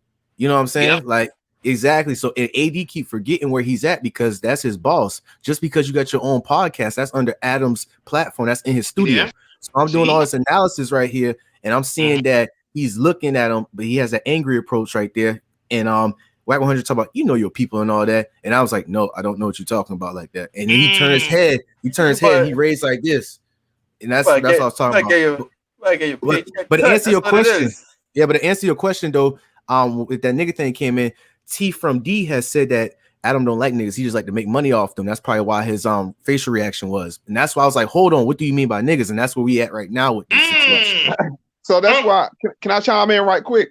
Go ahead. So that's why I was saying about he's nigga flavored. Okay, if you look at Wack100, he like if you say chicken flavored, Wack100 is real chicken. AD is real chicken. Okay. Adam 22 is nigga chicken flavored. You see what I'm saying? It's like you are synthetic. There's no real chicken in chicken noodles. You know what I'm saying? Ramen noodle chicken. There's nothing real there. You're designed to taste like chicken. You're designed to smell like chicken. But when you got real chicken on the table with ramen noodle chicken, it's like, nigga, you're not real chicken. And that's what he was saying to him. You see what I'm saying? And that's what happens when you get into circles. I'm sure AD is saying to him, hey, man, hey, Adam, you a real nigga. You a real nigga. You know what I'm saying? You a real nigga. And then when a real nigga sit down at the table with y'all, it's like, oh, nah, you not a real nigga. You see what I'm saying? Y'all, you snickering and laughing. And that's why that's the exact reason why these platforms do not allow real people. It's for shit like that. They keep the real people away because real people will say shit like that. But a fucking one of these new SoundCloud rappers will go up there and talk to and they'll, oh no, I fucking love everyone, man. Fucking yeah, man. They will bend to his will. They'll bend to Adam's will because it's like, this is the person who's gonna give me a shot. But when you're somebody who already has your shit going, it's like, my nigga, I can come here, I can go there, but it really doesn't matter. I got my own shit going on. And that those people who can move freely and who can actually show their integrity, the industry as a whole does not like them because of situations like Grump pointed out. That was I'm talking about just phenomenal example of how fucking uncomfortable a agent gets when a real, as Moe Factz said, as a real chicken comes in the building. When that real chicken comes in the building, he's sitting back like this here, and he has AD right there as his motherfucking protection, the same way he did when he was talking to academics. When Adam comes under fire, that you got the nigga right there. And like I said, AD, but what you need to understand, Adam, is AD is not forgetting any of these situations. So none of them. And he gonna use it. Go ahead. So I got a question for you. Would you say that AD, I'm not too familiar with who is who, but I'm guessing, would you say that AD is kind of like, what's that term called back during slavery? When you used to have the Uncle Tom? Uncle Tom? House slave? The house slave that they used to beat on the other slaves. Would you kind of say AD is kind of like that? Because when you look at it in that perspective, I don't know. What'd you say about that, Grump? What'd you say on that one? Nah, it depends. Like, shouts out to Moe Factz for break. Shouts out for Moe Factz because it's kind. I see where you coming at, but it's a different situation. This is like pieces to a chessboard. Adam got AD right there for the situation that we just saw tonight. Because if it was an AD right there, Wack100 wouldn't be in that room at all. That's what he's trying to say right there. So he put these pieces right here. And hold on, Grump. You saying you said that if AD wasn't there, you're saying that Wack wouldn't have came. Wack was saying earlier he wanted to get Adam location and everything, that he was beefing with Adam. And I feel like in that interview when AD had called Wack100 Onk, you know what I'm saying? I guess that's something from that, you know, like a big OG, something like that. You're right. Because there was tension before it. What? You're right. You're exactly right. And I didn't even think of that. Like I said, dog, your mind on top of this rap shit, I feel like it's gonna be so much shit uncovered that I just can't stop thinking about like how that nuance, that because dog, people overlook that type of shit, and that means everything. The way that Adam looked in that moment meant everything. The way that he's like saying whatever with his eyes, but he didn't say anything. Why didn't Adam express his feeling? Because it was a real chicken there. AD is doing exactly what Moe Factz said. He's making him feel like, oh yeah, you a real nigga, in which he's going to give crazy praises to Adam because Adam is saving his life. Period, point blank, AD, that's just what it is. If I'm managing a talent, I'm going to tell them not to get under a to be that, like, once again, don't get up under somebody's banner, because now your longevity is forever attached to the No Jumper brand. Just as soon as the No Jumper brand is dismantled and is over with, they have no use for you. You know what I'm saying? And that's why it's important. If you do go that way, you need to be working stupid to get your own shit popping. This is why, once again, I do the things the way I do them. But for Adam not to say nothing, for him to feel one way when AD is there, you know, that's your protection. You know, you've given AD, you know, money, opportunity. You're pretty much paying AD for a pass. It's really soft extortion going on. Honestly. Exactly. That's the best definition. That's definition right there. That's a new definition right there. Good. Yeah. That's like soft extortion, because if you don't pay AD, Grump is exactly right. Like, you know, these niggas, these rap niggas, they'll, you know, it'll be another nigga, just like with fucking Lord Jamar and Godfrey. They overestimated their value. Your value isn't what you think it is. That Vlad was able to go get Michael Jai White, fucking Faison Love. Like, he has plenty of niggas that will be Boosie out this motherfucker begging people. That is so crazy. He's right now, Boosie is begging people on his Instagram to go run his numbers up.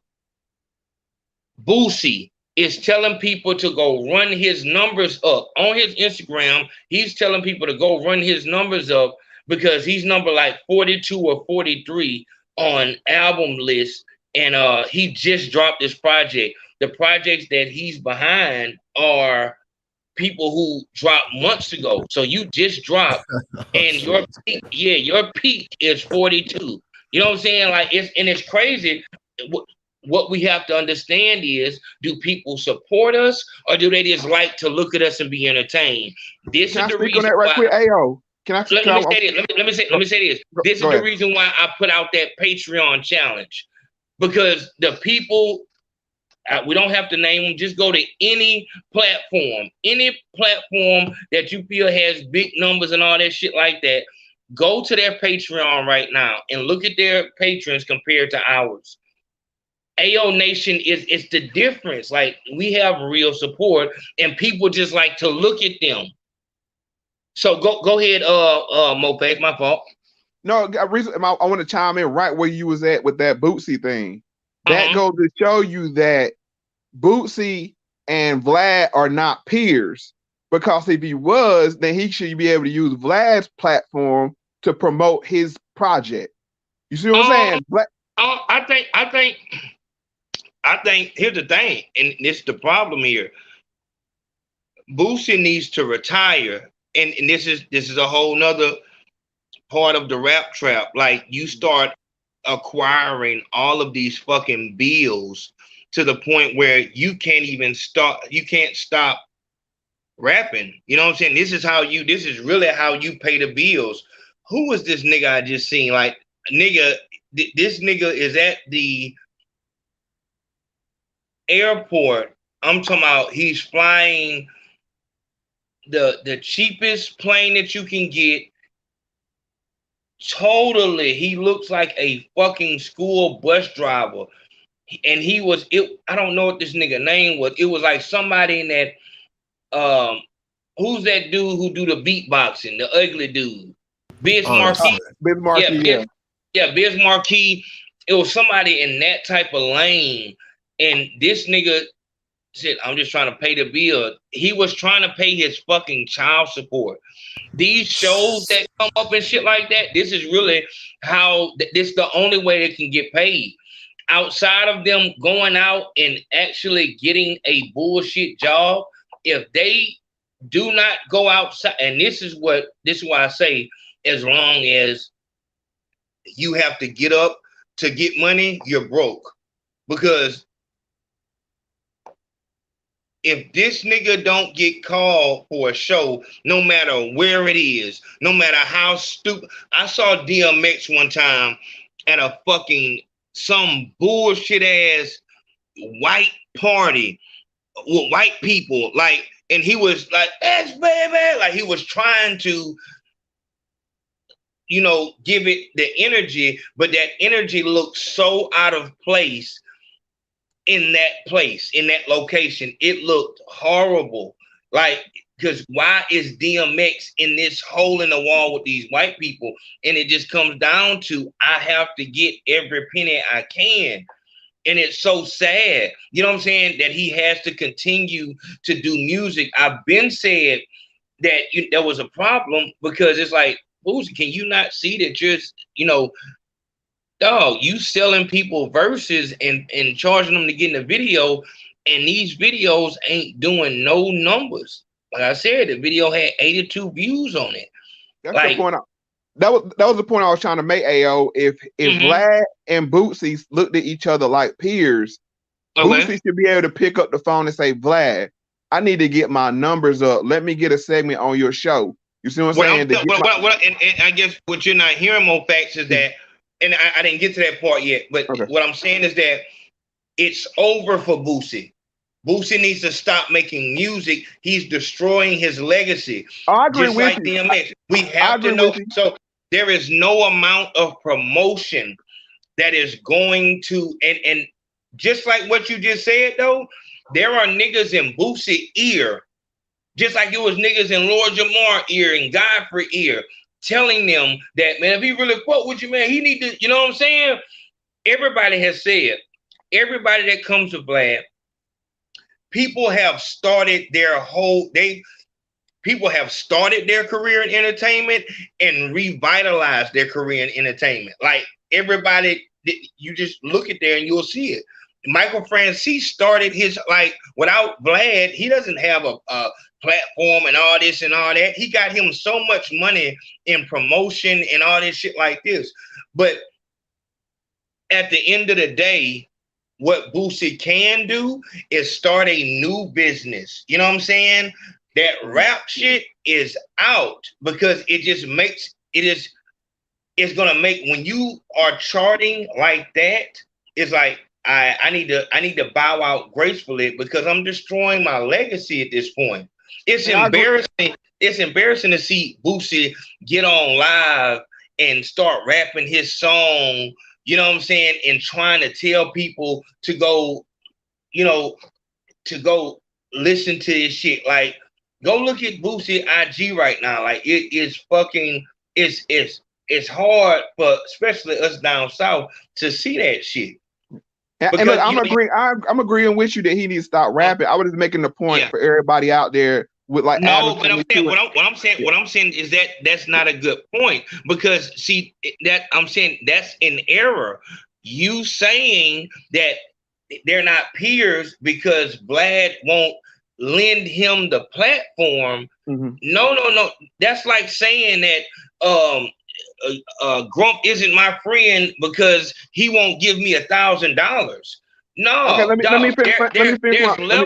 There's levels to friendship, and that right there is not a good idea for Vlad's brand or for Boosie's brand. Well, let me finish. Like, the point I wanted to make was, if Boosie goes out here and makes a hot take and blows and breaks the internet, Vlad will have him on his show immediately to talk about that. You see what I'm saying? It's a one-way friendship. The point I'm trying to make, the same way with AD. No. How is it? Hold on. How is it a one-way friendship? Boosie, first off, at this point in Boosie's career, he doesn't have no project that breaks the internet without Vlad. You understand? Like, the only way that it's going to break the internet is with Vlad's help. People are not tuning into Boosie's music. He's not music. No, I'm not talking about music. I'm just saying, anytime Boosie breaks the internet, Vlad says, "Oh, you're hot now. Come to my platform." Listen, you're talking about two different things then, because what I'm telling you is that what you initially said, as far as helping him with his music, that is outside of the friendship. And as far as Boosie doing something that breaks the internet, Boosie would be the one who, I'm just gonna say it like, and I've said this before, the only thing that's keeping Boosie afloat, this is what I'm saying. People, what you're saying is people really think like, some people really think like that, dog. And after he just showed you with Godfrey and Lord Jamar, dog, nobody is fucking going to end Vlad shit because he has a work ethic and has found a format that people cannot stop fucking with. There is not going to be a one person, a three persons that's going to stop what he's doing because he's done what he had to do to get his platform to a place. Whether it's ethical or unethical, that's because, like I said, we love Zach TV, and he was out here, you know, putting cameras in niggas' faces and quote unquote stirring shit up too. You know what I'm saying? Every blogger, Say Cheese, every one of them. Vlad is the only lifeline that Boosie has. So Boosie going to Vlad is not helping Vlad. This is the problem. It's not helping Vlad. It's helping Boosie. I'm not disagreeing with you at all. What I'm saying is, he didn't negotiate the deal going in when he was hot. You're saying to have leverage.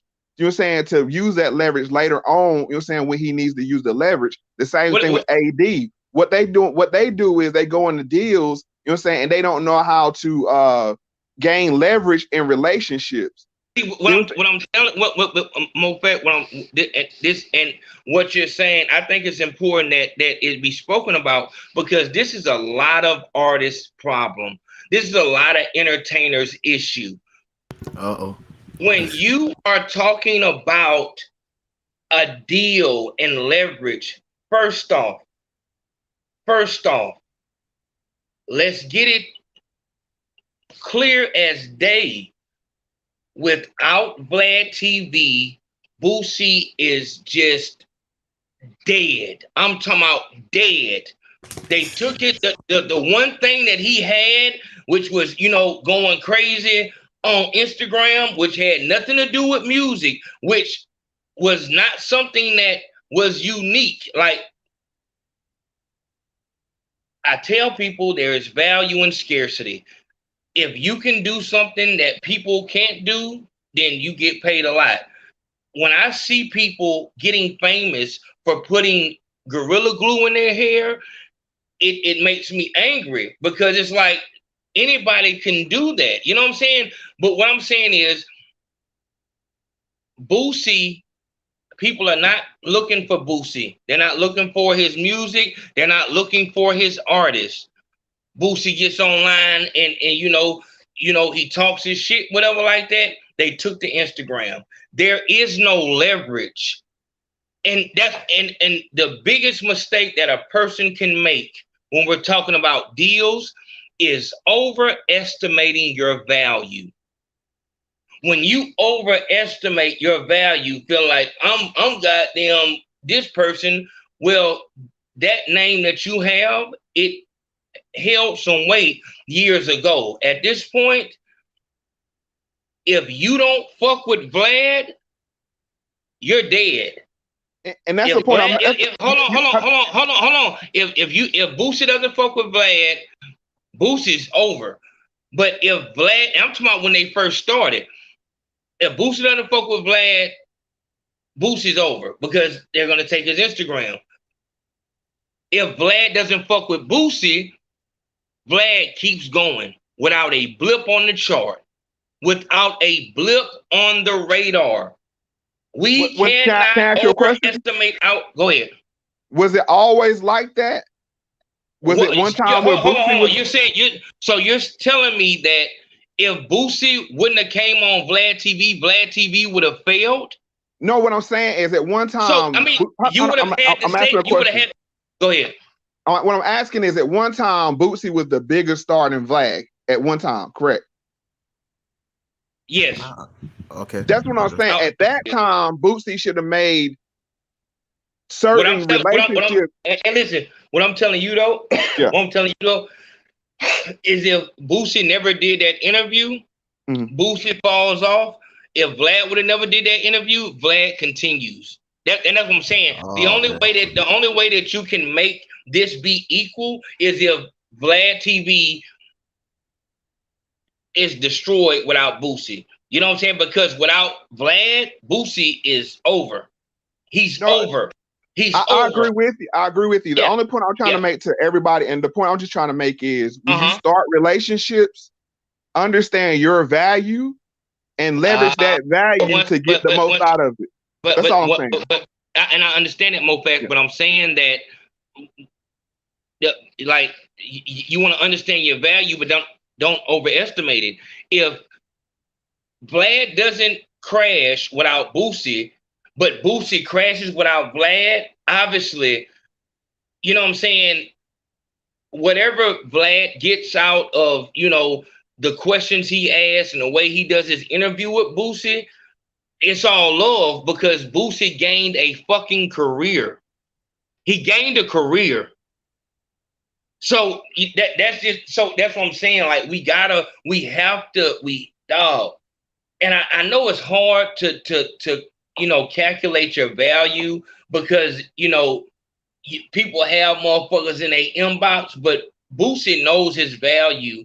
You know, when you're 42 on the charts and you're having to ask your fan, Boosie being a legend that he is, and he's having to ask his fans to run his numbers up, there's a problem. There's a fucking problem. You know what I'm saying? So the only point I was trying to make in this whole conversation is my phone is shutting off. I'm about to cut it back on. It's cutting off right now. Okay. The only point I was trying to make in this whole conversation is know your value. And that's the same thing with AD. Adam 22 has AD in that room for a reason because he brings value to Adam 22.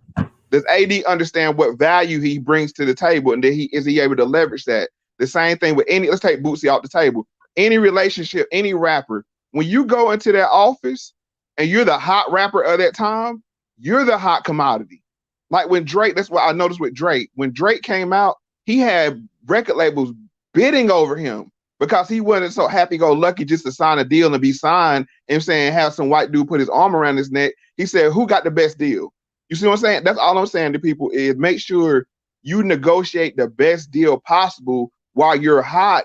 That way, you know what I'm saying, you can leverage that to longevity, not just to the biggest bag up front. And that's all. And that where I get that from is Master P. Because Master P, look, I grew up on Master P. Master P said, if they trying to pay me $2 million, I must be worth $4 million.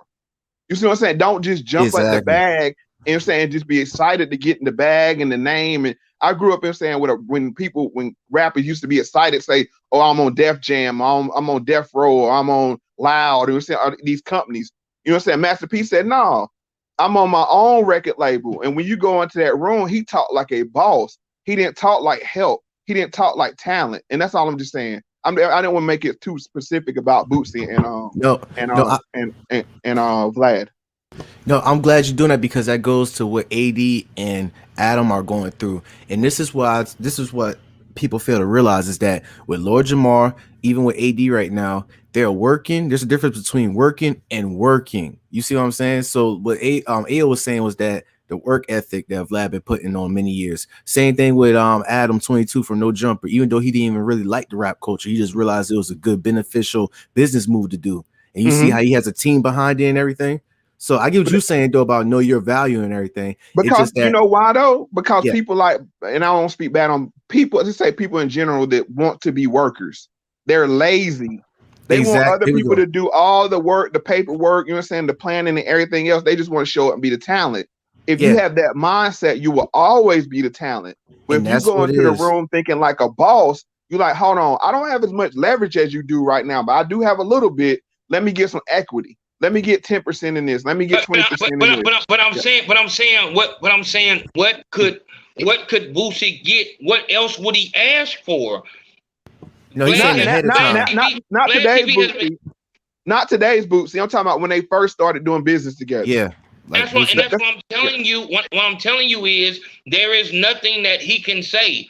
Vlad is going to say, no, I'm not giving you anything. It's a even swap. If anything, you're winning, because now once you're on Vlad TV, it actually makes you look like a celebrity. Because if we go by your numbers and what's going on out here, have you seen Boosie's artists? No. Exactly. But you know, he had Young Blue, but something happened with that shit. I think he sold him to Atlantic or something like that. But then he came back and said he owned. But the thing is, like I said, you're right in everything you're saying. The only thing I'm disagreeing is that whenever somebody can tell you no, and it kills everything you got going on, but you don't, if you can't, so you don't weigh, you're not, that's what I'm saying. Know your value. And if sometimes your value is equal. So it says, all right, look, we're going to do work together, because what we know is that an interview on Vlad TV, it means something. Fuck how a motherfucker feel. Motherfucker they can feel how, and obviously motherfuckers don't feel that way because motherfuckers watch that shit. Vlad has no power without the viewers. That's the whole power, is that you have viewers. So as much as motherfuckers he the law, every interrogation that lawman do, motherfuckers is watching it. I don't even watch Vlad as much as these motherfuckers watch Vlad. That's all they do is watch Vlad. You know what I'm saying? Like, but it's like I said, it's just, you're exactly right. Know your worth. Do not go into a situation because of your pride. Vlad says, no, I can't give you 10%. I'm not even gonna pay you for the interview, but we can talk on camera and I'll put it out on my platform. Nah, my nigga, you gotta pay me. I know my value. Man, you gotta goddamn, you need to sign a contract and tell me I get you need to sign a contract and say I get something. No, we don't. But hold on. Let's play this out. Let's play this out. Well, you gotta. Nah, we're gonna sign a contract. I gotta get at least 5% of my interviews or something. No, we actually don't do that. We get full. We get all the money for it, and you'll get the exposure. Nah, man, fuck that. And if he goes in there like that on some boss mentality shit, thinking that, because a boss also knows when it's time to promote and market. Boosie knew that he was not the Boosie of 2005. You know what I'm saying? So you have to go in this situation saying, let me see, because if he never goes in there, he never makes that moment, and it's just all over for Boosie. But Vlad TV continues to rise, and that's dog. You have to respect that. The fact that Vlad set it up to where I don't give a fuck if one person pulls out. I got all of these different interviews. If you don't like the one with Lunel, you'll like the one with Phase on Love. If you don't like the one with Phase on Love, you'll like the one with the mobster dude. If you don't like the one with the mobster dude, you'll like the one with the basketball dude. You don't like the one with the basketball dude, we'll do one with a boxer. And he does this fucking every day. Yeah, he bombards the system. So when you're talking about a boss, you have to take that in consideration, because you're one person. You're not moving like that. So that's what I'm saying. I have to say that you're wrong, and that you're wrong in that situation, because a boss would understand that they're behind the cue ball. If we're going into a situation where if Grump doesn't do, if he won't give me 5% of my shit, then it's over with. Like, I don't have no other option out here. Like, I'm just out this bitch. But he will be able to keep going no matter what. I have to know what's going on. Right. A lot of rappers make this mistake. So all I'm saying is, well, you might not be able to. I'm not saying Boosie can negotiate points or whatever that is, but look, let me get some product placement. So let me get some product placement with my artists that come up here and saying be on camera with me. He did that already though, but that's exactly what he got. That's what I'm saying. That's what I'm saying. No, that's exactly what I'm saying. That's you got to negotiate something. That's all I'm saying. But no. What I'm saying is that your initial statement was it had the feel of saying that Boosie should have took his leverage when he first came on and goddamn, got him something. Boosie did get him something. The nigga was not going to interview Blue at all. At all. Boosie made that happen. Yeah, Young Blue, right? Young Blue. You know what I'm saying? He made that happen. So it's like, we have to look into these things. And once again, when we start talking about this rap thing, I'm very passionate about that because that is a extremely big mistake that a lot of artists make. Over fucking estimating their value. Vlad doesn't have to pay you a dime in this game. That type of exposure.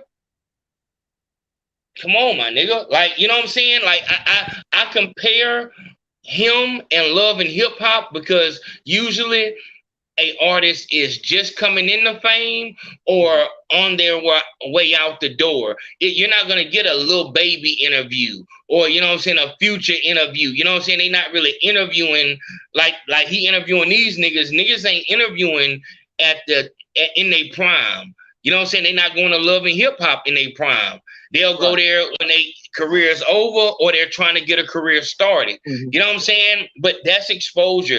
And Vlad, like I said, if you go on that bitch and you are, like, if you are who you say you are, dog, if we go down the list, we can count how many artists that if they weren't on Vlad, niggas wouldn't have made it. Like Casanova 2 times. I didn't know nothing about no fucking Casanova 2 times until I seen him on Vlad. You know what I'm saying? It's a lot of people like that. So, and then Vlad will bring people up there that from our past that we didn't even know. That nigga bring an extra from Friday up there and interview him. That nigga have the third castmate in Boys in the Hood up that bitch. You know what I'm saying? And niggas be watching that shit. You know what I'm saying? But it's our history. So I always have to respect.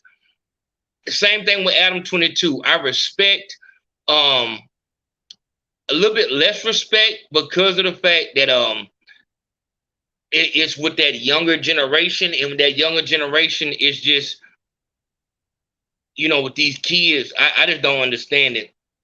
But you gotta respect his consistency and what he did, because it's not easy to keep no shit going, as we see with a lot of platforms. And it's a shame that it's our platforms. It's not, like you said, it's not easy building a platform. But what all I'm just saying is, and I'm saying this for the people out there listening, negotiate your best deal. If it's nothing to say, hey Vlad, hey, what your infrastructure, bro? How you do that? You know what I'm saying? Like, pick his brain for something that you can get. Okay. But Moe Factz, once again, like the way that you're introducing that is it's a way it makes the mind interpret that you're saying that he didn't do that. You know what I'm saying? Like, I'm just saying what I would do. And once again, Mo, like I said, when we're stating the obvious, that that's, come on, man. We all know, going in. Come on now. You know what I'm saying? So it leads us to the point of, so what basis or what situation are we talking about? Can I ask you a question? Can I ask you a question? I'm asking this because you're the expert. You're the pioneer of this rap shit. Go ahead. Do you think enough of our artists go in wanting to learn the infrastructure and the business side of it and using that as what they learn as like payment instead of just taking the money, you know what I'm saying, learn the information? I think I definitely don't think they do. If we talking about these little rappers who, and once again, if you're a little rapper like Spot 'em Got 'em, I'm just now hearing Spot 'em Got 'em just got hit with a gun. India and fucking Lil Durk just got in a shootout, and that goes back. And I got an episode coming on the Patreon about, just more of the rap trap shit, like how you cannot be caught without a gun, but if you are caught with a gun, if you're caught without a gun, you get dead like fucking Pop Smoke. One of them niggas. But if you get caught with a gun, then they treat you like Spot 'em Got 'em. Now when you got a whole bunch of weapons, everybody, what the fuck? You know what I'm saying? But if you get caught without them, you know what I'm saying? Or you would rather have them in a situation like Dirk in India. Because these motherfuckers is really killing niggas, especially with what Dirk is tied to. And they got Vaughn, and then there's another shout out to the game spitter. It's another dude named KTS Dre. I think his name some Chicago nigga. Oh yeah, though. KTS. That's his brother who got hit up over like 60 times, I think. Yeah, his brother in front of a jail or some shit like that. So it's like it's a trap, you know what I'm saying? But no, if we talk about the rappers coming up, of course not. And that's partly because these niggas are hoping that a TikTok song go viral. Nobody wants to hear. Nobody want to hear Spot 'em Got 'em fucking album. Nobody want to hear Pop Hunter's album. The nigga who made, I can't even say Pop Hunter. The motherfucker be like, who is that? The nigga who made Corvette. You know what I'm saying? They don't want to hear a fucking album. So nah, and that's another thing. A motherfucker can go in the office and overestimate what he's worth off a TikTok fucking a TikTok song. Like a song went viral on TikTok. Now you going into the office like you just big shit. Like my nigga, they know that, you know what I'm saying? They know, you know, I got a list. And I don't know if I posted on the Patreon, but I'll go ahead and post it. I'll post it tonight. It's a list of everybody who went viral. And it's proof. I said it's proof of going viral hinders longevity. If you go viral, most likely you're not going to make it to have a long career. I'm also about to do a video about these clout chasing niggas. Feel like niggas over 40 really shouldn't be on the internet because they don't understand it. Charleston White, Hassan Campbell, and it's another dude. And you know I don't like to do videos about YouTubers, but I just have to do it. Because people are misunderstanding. Like Charleston White got online and he said in a bulletproof vest, he's on the live with a gun in his hand, talking about some fuck the Crips, fuck, you know what I'm saying? He's talking Oh yeah, that hot shit. Yeah, he's talking about the fucking J Prince, fuck Pimp C, all of these things. He just saying all of the taboo things. And it's like, this is what it's come to. This is what it's come to. Kwame Brown talked to Hassan Campbell and told him the same thing pretty much. Like, dog, all you do is go at motherfuckers, then apologize. Like, that's your whole stick. You say shit that people should not say, and then people will watch that shit. But once again, go look at these motherfuckers' Patreon. For as many supporters as you think that you would have, like, motherfuckers don't give a fuck about what you, they just looking at you talking about motherfuckers. Like, they looking at you news reporter saying shit. Yeah, like you saying shit that you should not be saying. Who was the other dude? It was another one. Is it Queens? Is it, I'm about to say, is it Queen's Flip or what? The Queen's Flip, I think, you know, he does that trolling shit, but at least he doesn't do like. Okay, I get like Charleston White and her song. He don't do that. Yeah, he don't do that. He don't troll and just say fuck everybody. You know what I'm saying? But that's what Charleston White was forced to do, because and it's just like the Lil Nas X shit. Like B Dot said, shout out to K-Do's on Relatively Raw. I got an interview over there actually right now. But B Dot said, okay, Lil Nas X, you said you're gay. Okay, we know you're gay. Why in the fuck are you over sexualizing homosexuality? Why does homosexuality have to be so fucking hypersexual? You know what I'm saying? You was fucking on the pole, fucking the devil, and now you on BT kissing niggas. Like, why in the fuck do you have to keep putting that in? Because it's all he has. That's all he has. And it's the same thing with fucking Charleston White. Like that's all he has. Like all I can do is shout jock. You know what I'm saying? I know where to get a lot of views. Let me say fuck these. You know what I'm saying? So there's no talent in that. You know what I mean? Like just going viral. There's no talent in it. And I would say to Kwame Brown, he should probably. I would tell him to stop while he's ahead because like I said, once people find out that he's a Republican, all of that, support. I'm telling you, all that support he got, people are gonna start bringing up shit. They're gonna start talking about mark my word, they're gonna start talking about he's a coon and all this stuff like this. It's coming. So I would just tell him, just get off the internet while you were here. Or just focus on like a subject with just like it was good. Like I say about the confrontation though, with the confrontation, and then when he put his insight on things, and you keep on doing that, then people will be like, I know you ain't talking. You a damn Republican. Oh, it's like, oh man. Exactly. That's why I said he needs to get off the internet completely. And that's something that grabs us, like these unsuspecting fucking entertainers or unsuspecting YouTube philosophers.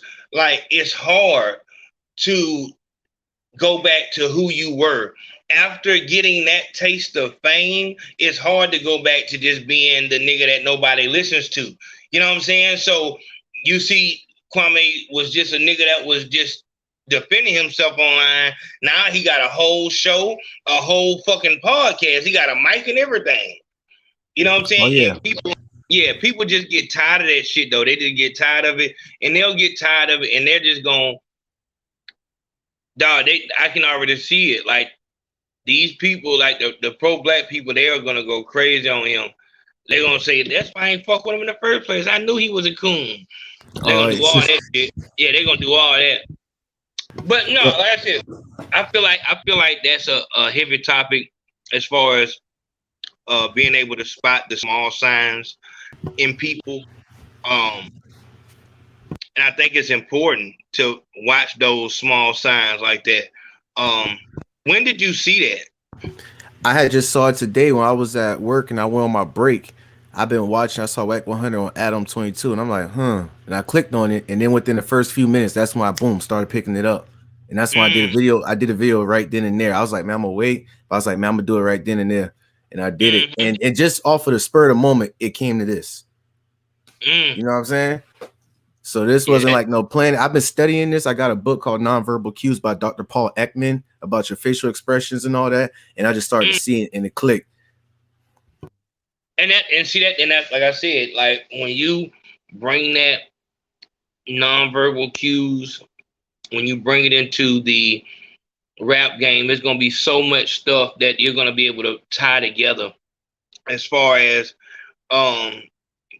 if you go look at the Angela Yee interview with Quando Rondo, you know what I'm saying? Point out all those cues and what they mean and shit. Yeah.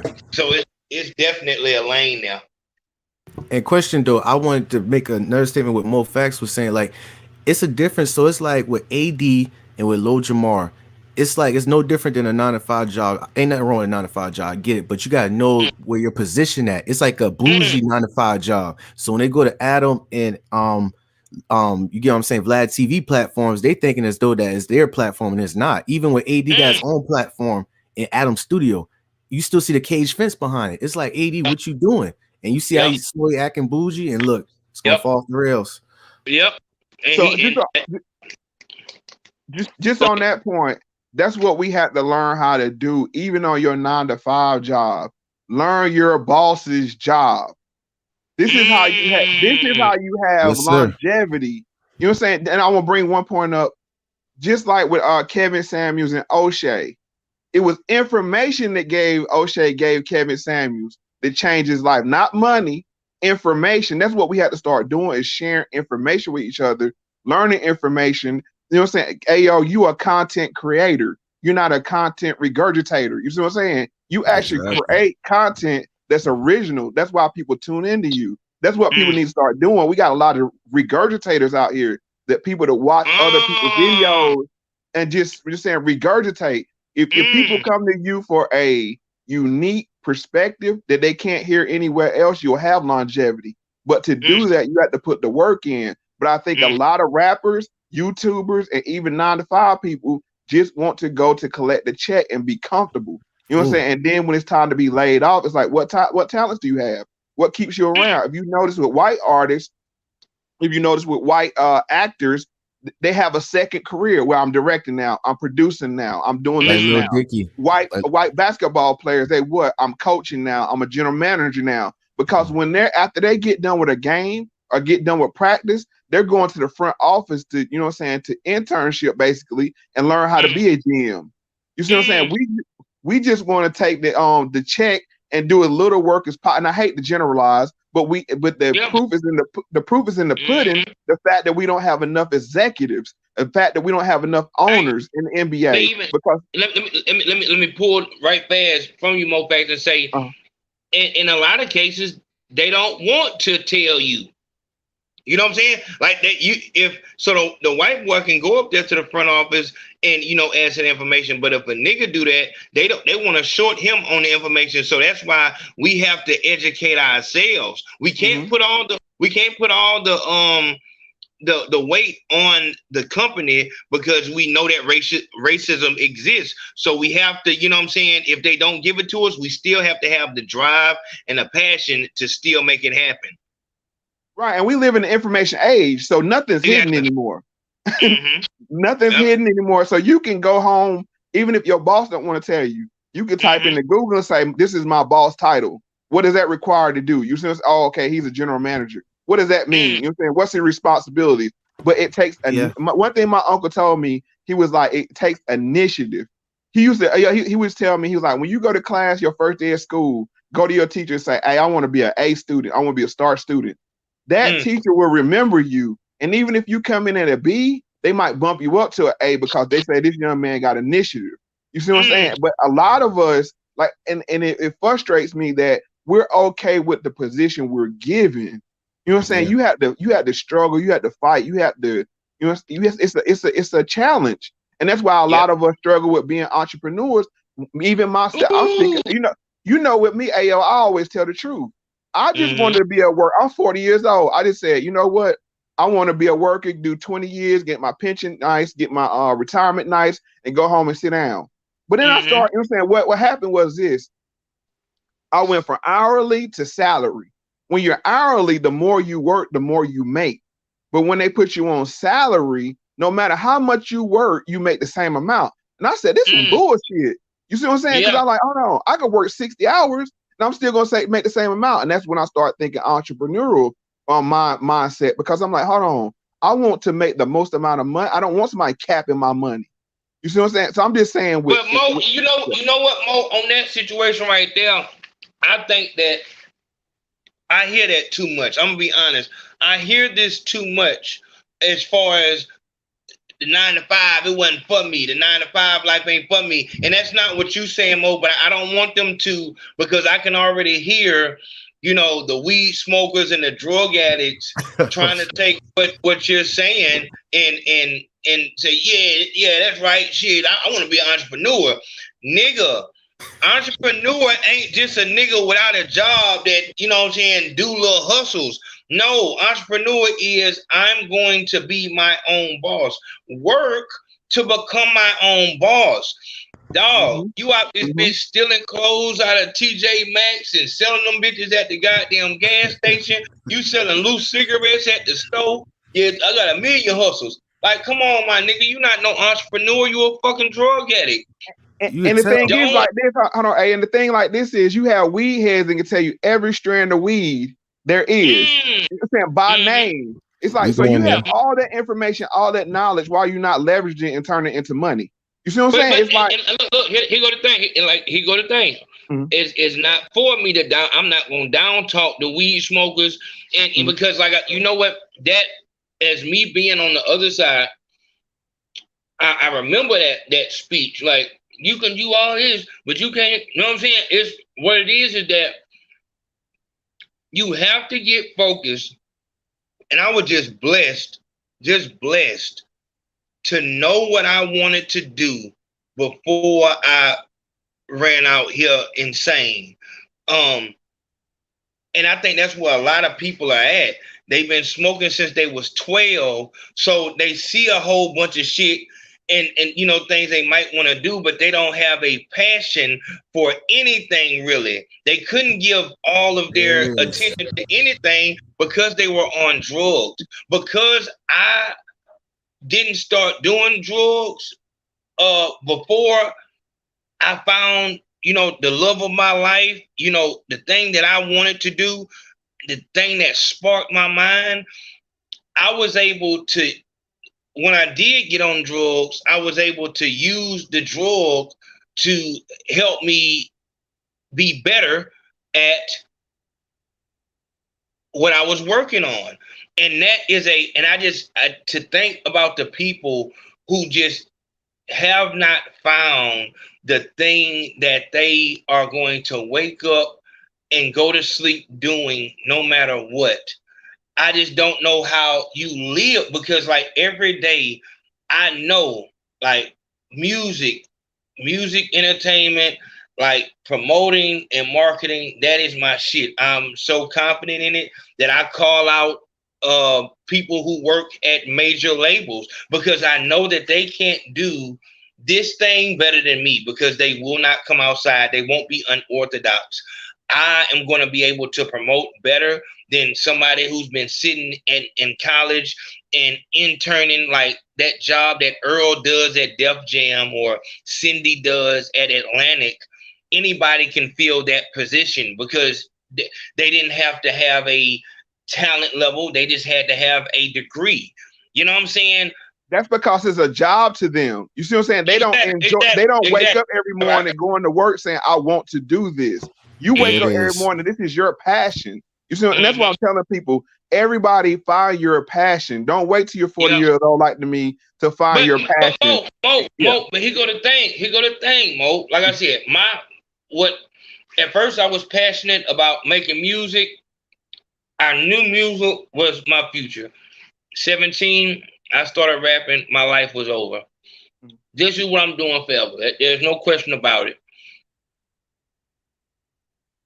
But I had to change it around as time went. So at 25, I started promoting and marketing. And I do all artist development, everything that a label does, I do it.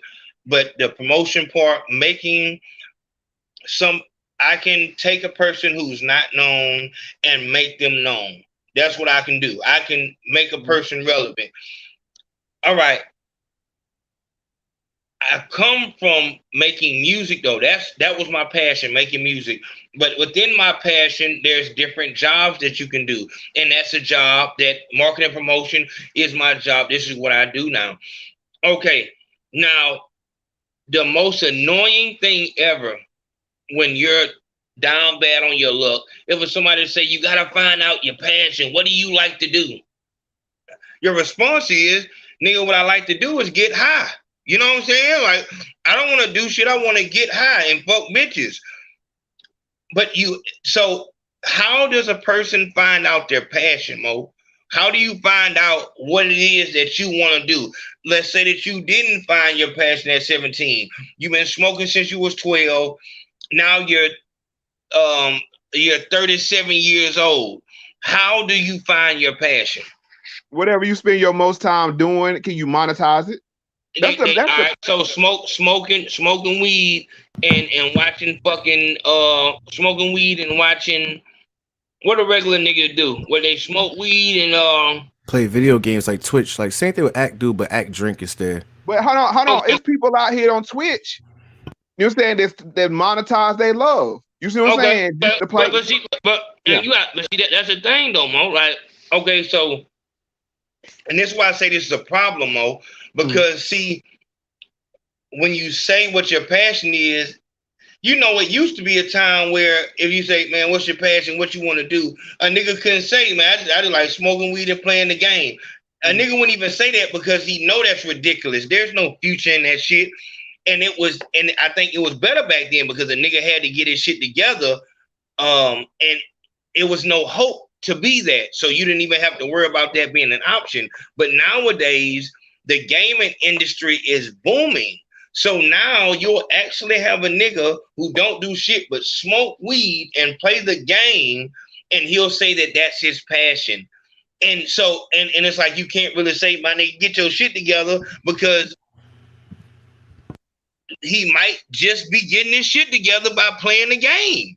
You know what I'm saying? And what I'm saying, if you make the same amount that you was gonna make, you know what I'm saying, going down to work in the warehouse doing that, more power to you. You see what I'm saying? It's not about getting rich. It's like, can you make a living doing what you love to do? And a lot of entrepreneurs, they're not rich. They'll never be rich. But guess what? They have the freedom of waking up and doing what they love every day to make a living. You know what I'm saying? We had to take that getting rich thing out of it, because hell, only 1%, 10% of people are rich in the world, period. You see what I'm saying? So you're not going to get rich. But guess what? If you go downtown, say you love, just take weed smokers, for instance. If you love weed, did you go downtown and figure out what you got to do to get a permit to grow weed? You know what I'm saying? Did you go downtown and figure that out? Did you get online and look that up? You see what I'm saying? Hell, that's the thing about these OnlyFans girls. They don't monetize their passion. You know what I'm saying? It's laying on their back doing freaky stuff. But guess what? They making money out of it. I can't knock them. You see what I'm saying? All I'm just saying is this: we got to stop. And when I say we, including myself, you don't have to go work for somebody anymore. Now, guess what? Like you said, you're your own boss, and what that means, you're your source of income. You're responsible for. Yeah. Hold on, Mo, because like I said, when you saying that, this is why I want to make this clear. Dog, he's not telling you that you don't need a job. He's saying that, you know what I'm saying, you can make it being an entrepreneur, being your own boss, if you work harder than you would at a job. So, nigga, don't choose to be your own boss because you're lazy. Because if you're lazy, you need to go get a job. Because if you're lazy, you're gonna have a job for long. After 8 hours, your day is over at the job. When you're trying to be your own boss, you don't get off. My fucking days right now at this very moment are so fucked up. I go to sleep at 12 noon in the afternoon and shit like that. Like, it's fucked up. But these, like, I'm writing a book. You know what I'm saying? I'm getting a whole new, we revamping the whole rap trap show over there. It's a whole lot of stuff. Not to mention, we in the middle of a fucking release, and I'm just getting my head bashed in by these bitches at DistroKid. The fucking people who are sending the CDs, these motherfuckers are playing a danger. So it's a lot of stuff that comes with, like, trying to, be somebody and shit like that. Like, but that's what I'm saying. You cannot think, I just like to smoke the weed and play the game. You're gonna have to work. That's why I tell niggas about the 3 S's. This is what the 3 S's are for. Because there is no way that you're going to be able to live a regular life. When you hear me, talking to my children on the microphone, it's because I need them to be at a high level. And that's my way of teaching without actually, you know what I'm saying, having to do other shit. But you're going to have so much fucking shit to do. If you're not a hard worker, you do not need to try to be an entrepreneur, because you're going to have to work more than you ever did. And you're not going to get paid for it. Exactly. I'm glad you break it down like that, because for how you say what people say, I like to smoke weed and play the video games. I try to visualize that same person. Are they going to look up how to damn open the LLC, to open up a bank account, to put their EIN into it? Are they going to do that while they high? No, they're going to play Fortnite. See, it's the hard work thing. The 3 S's is so important, Grump. That fact that when you say sobriety, celibacy, and solitude, when you do, and that's why, Ayo, what you're doing is God's work. And I'm not just saying that, because once you embrace the 3 S's, what you have is a lot of free time. You see what I'm saying? And with that free time, what are you doing with it? Because you're not getting high no more. You're not messing with, women no more. You're not hanging out with friends no more. So you're saying you got 24 hours a day, just like every billionaire. What are you doing with that day all day? You're not consuming it with bull crap anymore. So you know what I'm saying? That's what I'm saying. That's why, like, you putting them on, that's an on ramp to success. You know what I'm saying? It's just getting away from them demons right there. And what I'm saying is once you put them on their own ramp, what I'm trying to do is say this. An entrepreneur is owning your own big rig or driving a truck or a bread route. You know what I'm saying? Everybody think entrepreneur gotta be something glamorous. Lavish. Yeah, plumber. Yeah, lavish. A professional You know plumber what could I'm be saying? it. I got a dude that hung up my TVs, you know what I'm saying, in my house. And he got a little van, you know what I'm saying? And what's what he do? He go around from place to place hanging TVs, pictures on the wall, all that. And that's his job. You see what I'm saying? But he started himself. He's his own boss. I think he's more important than somebody sitting up in the office making $100K a year, because guess what? They got 4 or 5 bosses. He ain't got no boss. You know what I'm saying? And that's another. Go. You were talking wrong. No, you said I can't hear. I dropped the headphone. Okay, I was saying, yeah, like I said, people think that entrepreneur mean money, and that's not the fucking case. Entrepreneur mean broke. Like I was an entrepreneur when I was working for I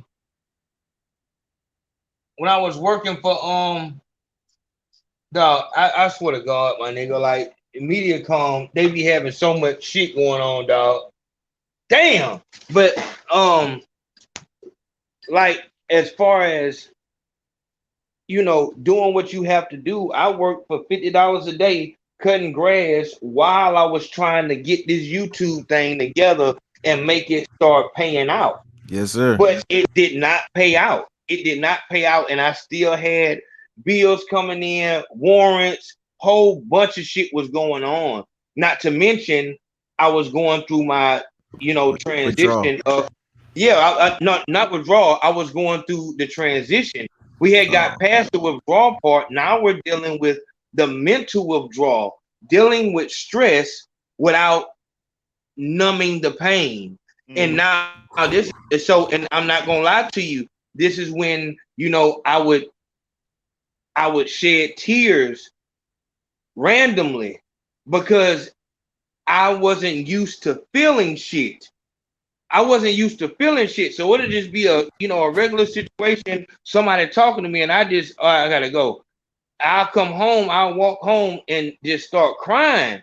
You know what I'm saying? Like that, it was crazy, but that was me dealing with my mind, dealing with situations without any type of, inhibitor to numb the pain. So it was not a easy thing at all. And while I was waiting on my entrepreneurship to kick in, I had to work. And once can I chime in right there, Ayo?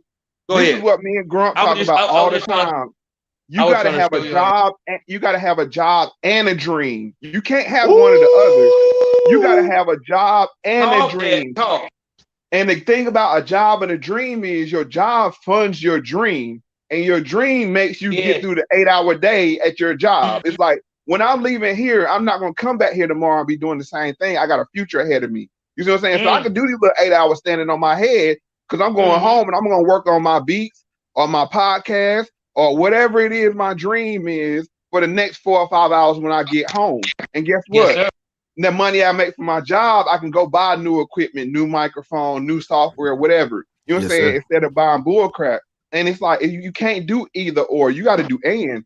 People always think that, I'm gonna quit my job and be an entrepreneur. Nah, it don't work like that, bro. You know what I'm saying? You got to burn that late night oil. Go ahead. My bad. That book right there, Think and Grow Rich, that I'm looking at right now, they messed up by saying that stupid shit in the book. They said burn all bridges that you don't need. That's bullshit right there. But go ahead, Ayo. Hold on, what you mean? In the book Think and Grow Rich, it pretty much saying that if you want to be an entrepreneur, just burn bridges, which means like quit your job and focus on becoming an entrepreneur. That's not the way to go. There's many ways to skin a cat. I don't agree with that. I don't agree with me too.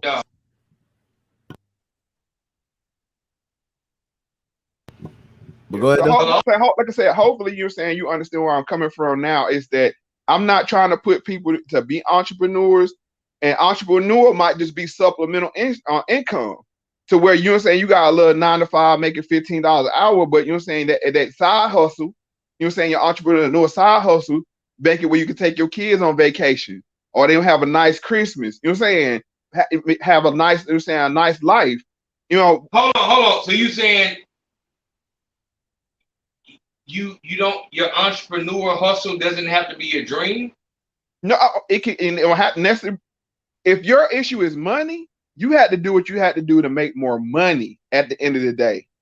You see what I'm saying? Now it's nice when it can line up to be your dream. You know what I'm saying? But some people dream is just working for themselves and not having somebody tell them, "Hey, ain't your lunch break over? Hey, get back to work. You're not working hard enough."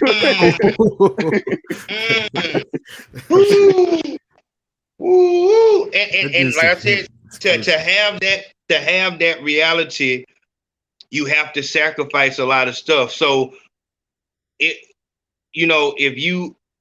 there's security in a job, man. It's security in a job. You can put into a pension and all this right here. Your future is taken care of. All you got to do is come there and give your body to them for 12 hours a day, and everything is taken care of. But then when you're actually trying to have more, or you want that freedom and nobody telling you when your lunch break is over,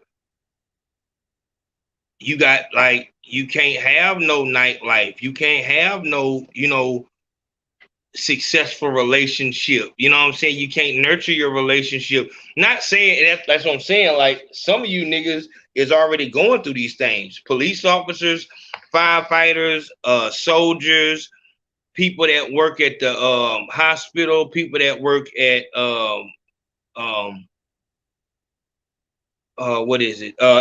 prisons. You know what I'm saying? A lot of these good jobs that you can have makes it to where the child grows up, or the bitch says, you know what I'm saying, like, we never see you and shit like that. And the child says, my dad worked all the time. You know what I'm saying? So you don't even get to raise your children. My mother said that, actually. My mother said that my grandfather was in the house, but he wasn't there. Like, he'll be there reading this book and then he'll be gone. So being a provider doesn't mean that you're a father. It's crazy. That shit is crazy. That's a whole nother conversation. I'm going through the same thing right now. Because you're saying I got a full-time job and a full-time podcast. But guess what? I sit my son on my knee while I'm working on my podcast. Like, look, you don't want to work for nobody. You know what I'm saying? This is why daddy, you know what I'm saying? This is why daddy can't do this. You know what I'm saying? Look, you sit him on your lap and you tell him. You got to tell him. You say you got to start putting that into them early. Like I told my daughter, she's 17. I had to tell her, look, I don't want you working for nobody else. Bake cakes. She like to bake cakes. You know what I'm saying? We went and bought the $250 mixer, the big joint. You know what I'm saying? You gotta pump those things into your kids. But you know what though? I'm gonna tell you something. I'm gonna tell you, and that's why it's important to have that father at the house, because these kids will say a whole bunch of shit, and sometimes they'll just say shit because they want your attention. When you start buying them shit, like, it's crazy you said that, because I just bought my daughter. It just came today. It's an experience. Goddamn, they going to the pen for that too. Dog got to it, but it's a experiment kit. You got like your beakers and all that shit like that for experiments. And I just got her that, and I'm gonna ease her into different things, because this is my oldest, and that TikTok shit is just so heavy in their mind, and I want to bring her to reality slowly. You know what I'm saying? So I felt like that experiment kit was going to be something good for her to see how things work. And then I'm going to bring, other information to her about different stuff. But with these children, like, I don't know if telling them, I feel like telling them not to work for somebody is almost like a ex-football player telling his son he needs to be a football player. Is it like equivalent to like saying, dang, hold on. I'm saying, like, because we can't, because some jobs are very good jobs. You know what I'm saying? That's like telling your kids not to go to college at all. Yeah, like tell them not to go to college. They're like, nah, like, that's what I'm saying, because telling them not to be Like, I don't want you to work for nobody. No, I don't want you to work for nobody. But like that leadership and that entrepreneurship, that shit gotta be in them. Like, we thought Michael Jordan's son was gonna be as good as Michael Jordan. You know what I'm saying? Like, this shit has to be in you, man. You know what I mean? So, but do you think Michael Jordan's son work for somebody? Okay, all right. Even though he don't play basketball. No, but I think you missed the point. What I was saying was that because Michael Jordan played basketball and he was good at it, that didn't mean that his son was going to be good at it. I think that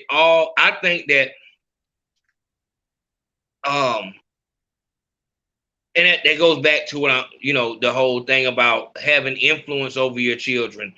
NBA YoungBoy, the celebrities have more influence over your children than you do from 4 or let's say 6 to 16, you know what I'm saying, until they really realize what real life is.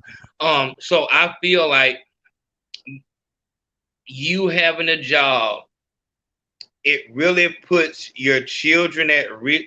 Well, I'm saying something crazy, but I do feel like it puts them at risk to not listen to what you say, because they're looking at you. They're looking at you like a failure. And this is one of the reasons that this one of the things that drive me to be successful in this entertainment thing, because I want my words to mean something. The fact that my daughter knows that anybody in her school that wants to rap or do YouTube or, sing or whatever, they have to come to me, that means something. Like that makes her, you know what I'm saying, listen, because like you're the top. Even if it's just local, you know what I'm saying? Being somebody socially, it has a lot to do with how much your children listen to you. And I understand that. And that's why I work, the way I do, because that's a ugly truth, but it is the truth. If you're going to work every day, whether it's driving trucks or, welding, whatever it is, you can be having good money, but when they go outside, they're not really going to heed your words like that. And that can fuck with that can definitely, especially a man, can fuck with you, because it's like, man, I'm working all this shit, I'm putting all this shit putting food on the table and making sure you fresh and all this shit like this, and you gonna listen to fucking NBA YoungBoy over me. I told you not to do that, and you gonna do it because NBA YoungBoy told you to, or you gonna do it because your friend, the dude at school told you to do it. It's like, I'm the one that's giving you everything. So I'm trying to offset the leverage that the friends and the celebrities have by being a local celebrity and a person that people, from what she'll be able to see, what my children will be able to see, people are listening to me. You know what I'm saying? Like, he's the boss of these people, you know what I'm saying, around here. And that really does matter in the child's mind. If they look at you like... But you're freer than NBA YoungBoy. You're freer than all these rappers out here. Because they got but listen, but once again, I need you to hear, it doesn't matter. Like I said, a trucker can have his own trucking business. A welder can have his own welding business, and they can have way more money than any of the NBA YoungBoys, any celebrity, or any of the child's friends. They're still going to listen to them. And that's why, like I said, you have to, it's so important to me with these 3 girls to have influence over them, you know what I'm saying, because of who they are and just how, it's pros and cons to being a street legend, to being a local celebrity, to being a somebody. The pros is, the pros, but the cons is niggas, quiet down. Niggas will target your children just because they're your children. You know what I'm saying? So you have, they may not understand who they are and why they're getting the attention they get. You know what I'm saying? You have to explain that to them. Like, look, you know, little dude might be just trying to get in so he can rap for me or something like that. So they're gonna look at you like you're a way to get to me. You know what I'm saying? So it that type of shit, it has to be explained. And it's extremely important for me, for my children to listen to me. So I take that extremely serious because a lot of these mistakes that I got away with, little girls aren't going to get away with it. You know what I'm saying? So it's extremely important for me. And like I said, understanding the way that children think, I'm not naive. Like, exactly. I know that you're not going to get the same response from the child if you're a plumber, a HVAC worker, a fucking, you know what I'm saying, a fucking sander, a painter, you know what I'm saying? They're just not going to connect with you. They're not going to connect. They're going to want to be cool. If they can see, in my mind, if they can see that you control what's cool, you're telling people what's cool, and you know what I'm saying, you're a leader, they'll be more prone to listen. So that's why I tell you. What about Floyd Mayweather and his daughter Yaya though? I was just speaking about that, and that's exactly what we saw. That's exactly what we saw.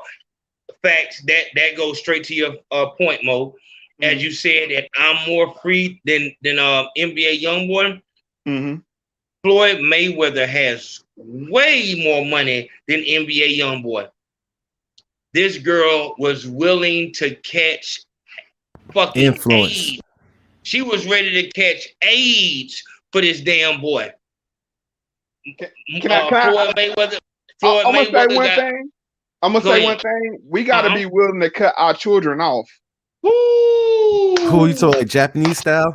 Like no, I'm just saying. See, everybody want to know how power is maintained and how this so-called white supremacy maintains its power.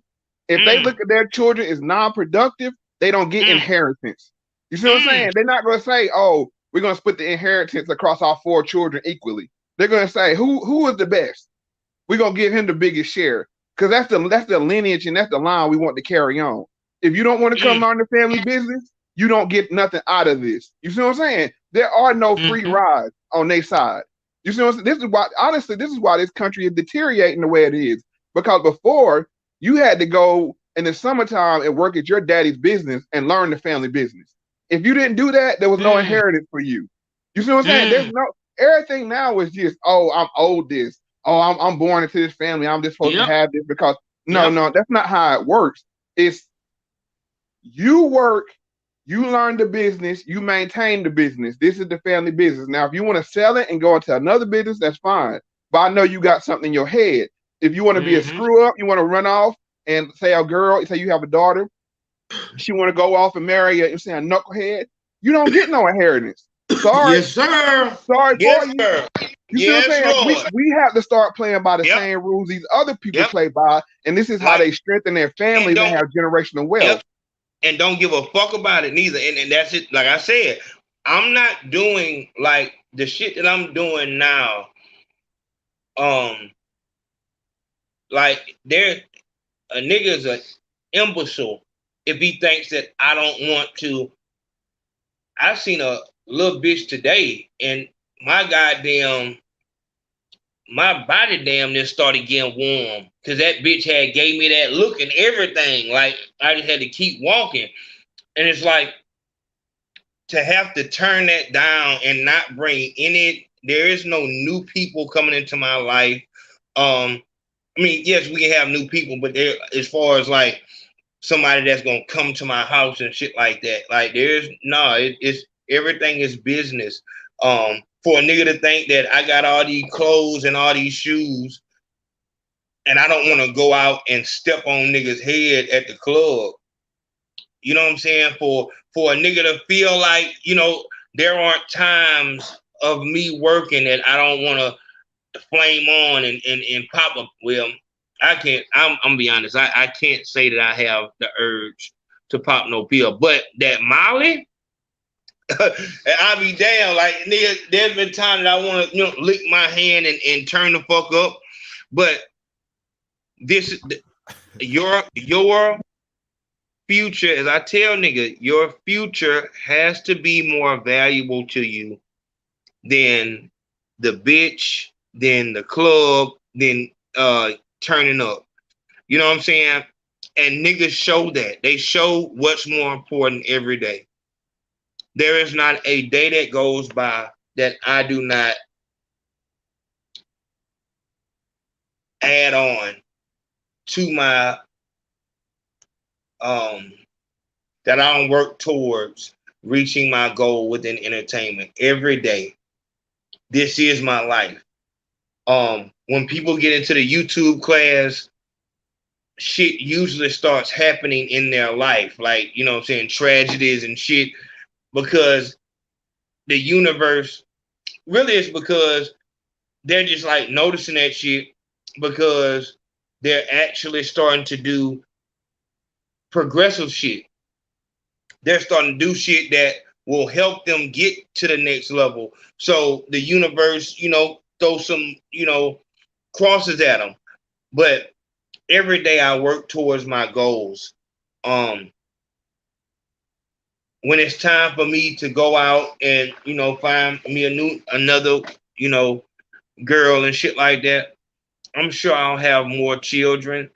As far as the children I have now, and I said all that to say, all that sacrificing I'm doing, I'm not doing that shit so that motherfuckers can make me feel bad because I'm checking my daughter's hymen. You have life fucked up if you think that I didn't have sex for 5 fucking years to just allow my child to go out there and have an average little fucking girl life. That's not the case. It's not the case. We're not doing that. We're not doing that shit. If you're not going to be extraordinary, if you're not going to be the special blessing that you are supposed to be, I don't have nothing but good information for you. My mother told me long ago, and she meant it. I will help you with everything that I have, as long as it's right. If it's wrong, I'll be the one to call the police on you. Mm-hmm. She's not upholding no wrong. Like I said, all that time I was in the street, if y'all really knew what was going on, like, y'all would be blowed. But that's what it is. She didn't uphold me doing no wrong. She didn't goddamn hide me from the fucking police. I knew not to come back home when I was on the run and shit like that. As much as she loved me, she wasn't going to enable me to do the wrong thing. So my attitude is that of, if my children's mother put weave in one of my children's hair, then the children know I don't like that. That's enough. You know what I'm saying? They know daddy don't like the weave and shit like that. Daddy don't do tight clothes. These things are important because now they know what I will and won't accept. Just at the beginning, they know what I will and won't accept.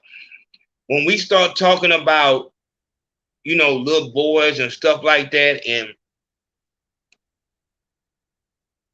you making me a grandfather, and then I'm supposed to pay for the goddamn baby shower, you got life fucked up.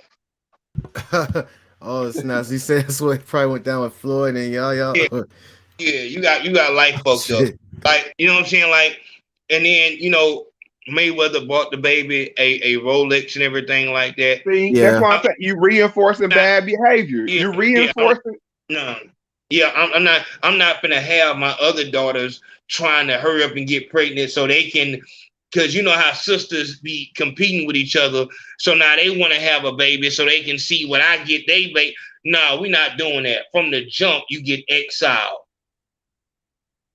Because that's not what we doing over here. This family name, I cannot have this thing be tarnished no more than this.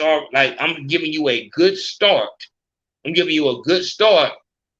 We don't do that.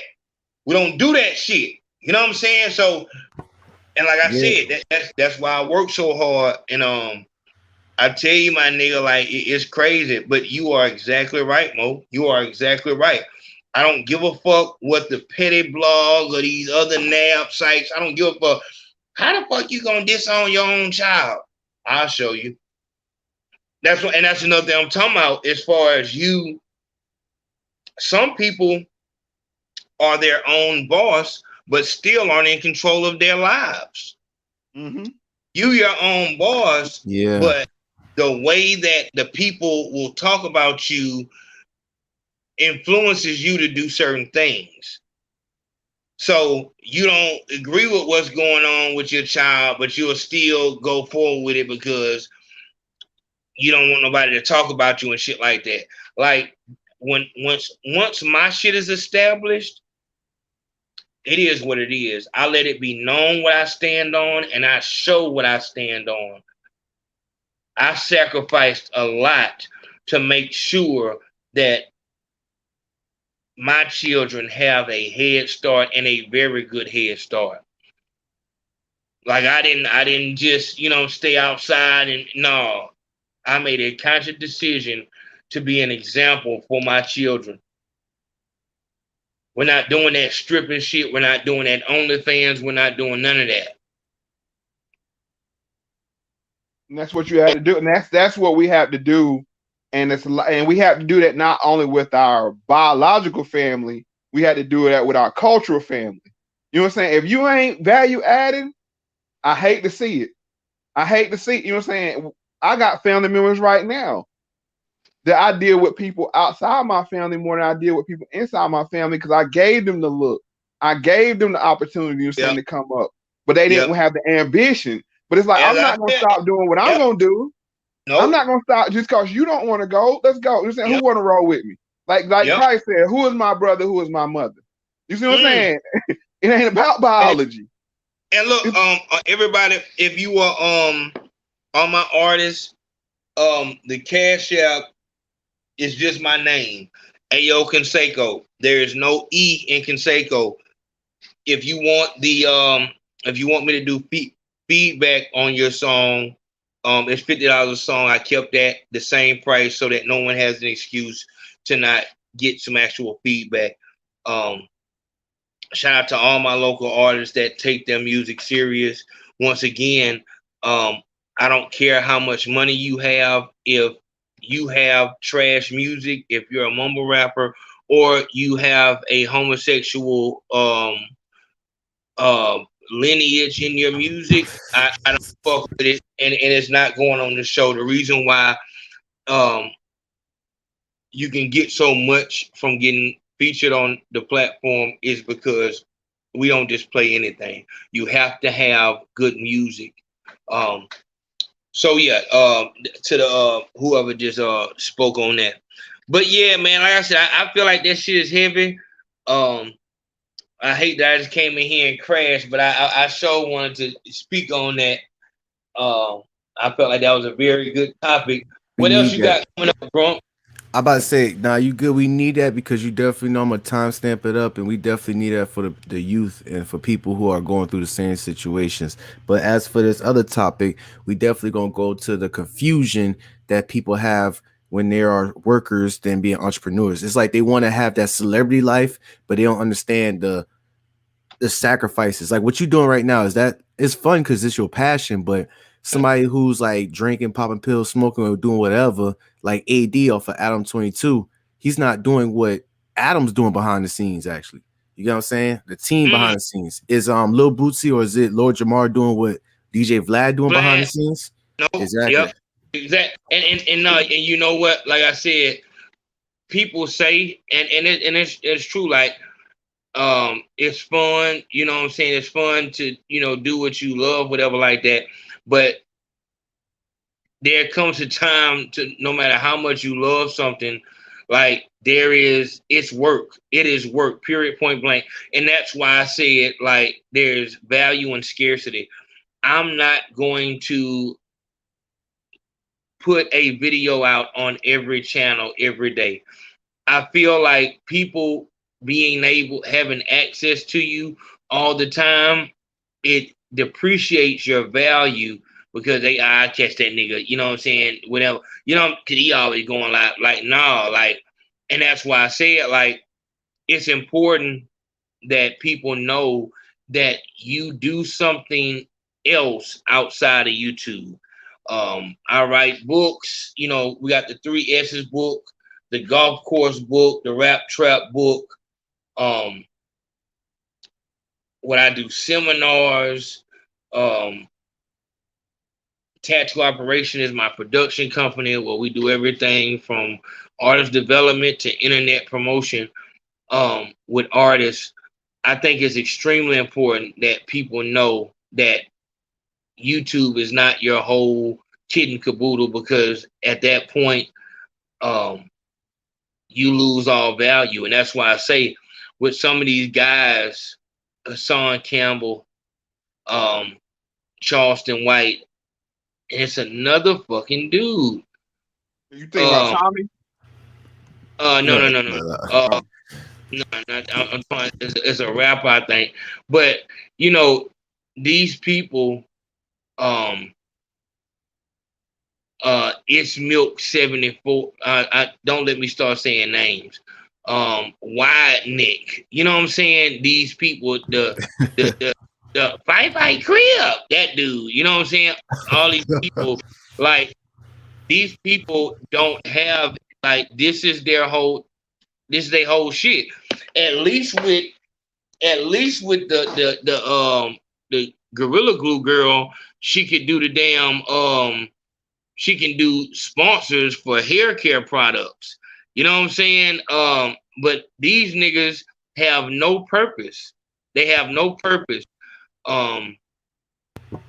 It's like YouTube is all they have, and I feel like that's extremely dangerous. And it just makes you look a certain way. Make you look like a YouTube, and I just would hate to be that. So, you know, just with promoting rappers, having, you know, successful platforms under the Tactical Operation belt as a production company is important. The Rap Trap book is extremely important. And like I said, once people know that you do these things and you're just on YouTube speaking, it works out a lot better.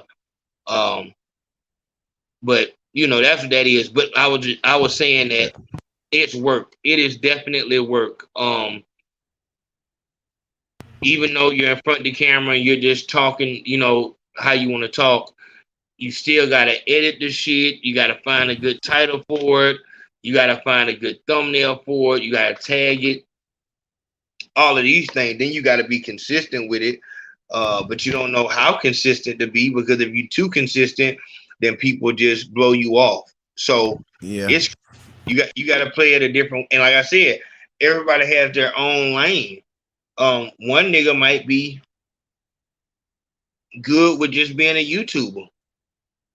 You gotta find it out though. But what you saying, your situation, I mean, to break it down for easy terms for people, is like this book right here. What you said when you was answering, you used Law 11 and Law 16. You had Law 11, learn to keep people dependent on you. So with your business tactical operations in Birmingham, when people want to be an artist or a singer or rapper, they go right to you. So that's Law 11. So no, not Birmingham, Baldwin County. Broward County. Oh, my bad. Baldwin, like Baldwin County. Yeah, Baldwin County. Yeah. That's one. All right, what's the other law? What you say? What's the other law? The other law is use absent to increase respect and honor. Law 16. You using that because you're not showing your face every day and going live every day where people could easily brush you off. So your absence and you work and being a busy man is making your value go up as we speak. I'm just using this because it's a book that anybody could get on YouTube. Yeah. That's heavy. And like I said, you know, most of my work goes into like this rap trap revamp. That shit is gonna be crazy. We're revamping everything, but it's gonna be on the Patreon first. But I'm shooting the Dirk episode. I'm shooting the Dirk episode. Is it the Dirk episode? It might be Spot 'em Got 'em, but I'm shooting it in the new format, and I can't wait to see how niggas fuck with it because I think it's gonna be cool. But I also got a skit coming out. The skit is called snap. the skit is called Weed Smokers when the Big Facts podcast come on. You know what I'm saying? That dude cursed you out one time. That dude said, man, he said, I'm subscribing to your bitch ass. You supposed to be alive at 8 p.m. and da. Well, you don't even be mad as fuck. But no, like I said, I'm gonna go crazy on that dude. I like that. I gotta find that clip where he was talking about it's fucking 8 o'clock, man. Nigga high as fuck. But no, and then my biggest thing though is the fucking 3 S's book. The Rap Trap book, I kind of got the hang of it, so now my pen is flowing on that one. But the 3 S's book, I feel like the chapters will be too long. And I just gotta, you know, just write, but I want it to be like kind of like the Bible, like so the book of solitude, the book of celibacy, the book of, you know what I'm saying? So that's a little bit, you know, difficult, but just working on these things every day. And not to mention, you know what I'm saying, Brim D's project. It's work, man. It's work. Quick question, Ayo. You trying to make your book like a philosophical book? You see how I use this book as a reference? It's gonna be like something that people gonna use many years from now. Where it's like that's good. All right. Yes, 3 S's and the Rap Trap book, because the Rap Trap, like I can point out how the Rap Trap has spread it to the UK, has spread it to Australia. You know what I'm saying? So I'm just gonna lay down the principle of the Rap Trap, and then you can use it in all these places. I don't have to reference the UK or, you know what I'm saying, these other places. It's the Rap Trap, clear and clear. You know, you get into this rap game, or you're trying to get into the rap game, and you have to put your life and your freedom at risk. That's it. That's all. You know, Spot 'em Got 'em is a perfect example. Yeah. Say cheese artist.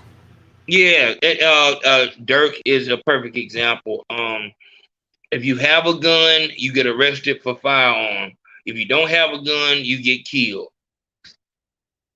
How can I win? And a person would say, why would you need a gun?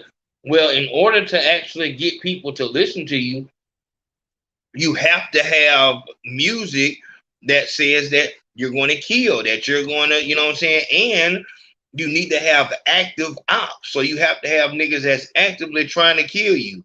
But looking at your record, this nigga, speaking of Boosie, what the nigga named DF Rogers? Some DF Rogers. What about him? DF Rogers. I think they it might be D Rogers.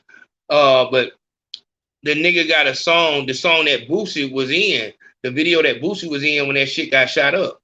Oh yeah. I think it's called Clutching. And on the hook he's saying, all my niggas got them weapons, nigga. All my niggas convicted felon, nigga, we thugging. Like, so he's saying that we all have weapons and we convicted felons. Like, we the real street niggas. Like, y'all niggas with them legal ass firearm fuck nigga. Y'all nigga might well be the police. Niggas look down on you for having a registered weapon. That's it. That's all. That's like, facts. If you got a gun, your gun supposed to be dirty. It's A supposed to throwaway. be like, you know what I'm saying? You gotta have that type of shit. And you need to ride around with that bitch like a gangster and give a fuck what the police say.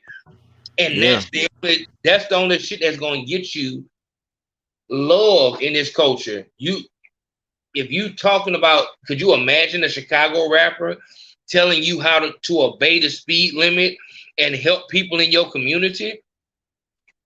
Niggas He's a gonna lame. Gotta be a lame. Yeah, nigga, lame as fuck. You know what I'm saying? So you have to come in on all of that bullshit, and when you get bammed, they gonna say you stupid. You know what I'm saying? Like, but it's like, but to the fans, it's like the response of the rapper to the fans is, what the fuck do you mean I'm stupid? Like, you wouldn't have listened to my music if I told you the real.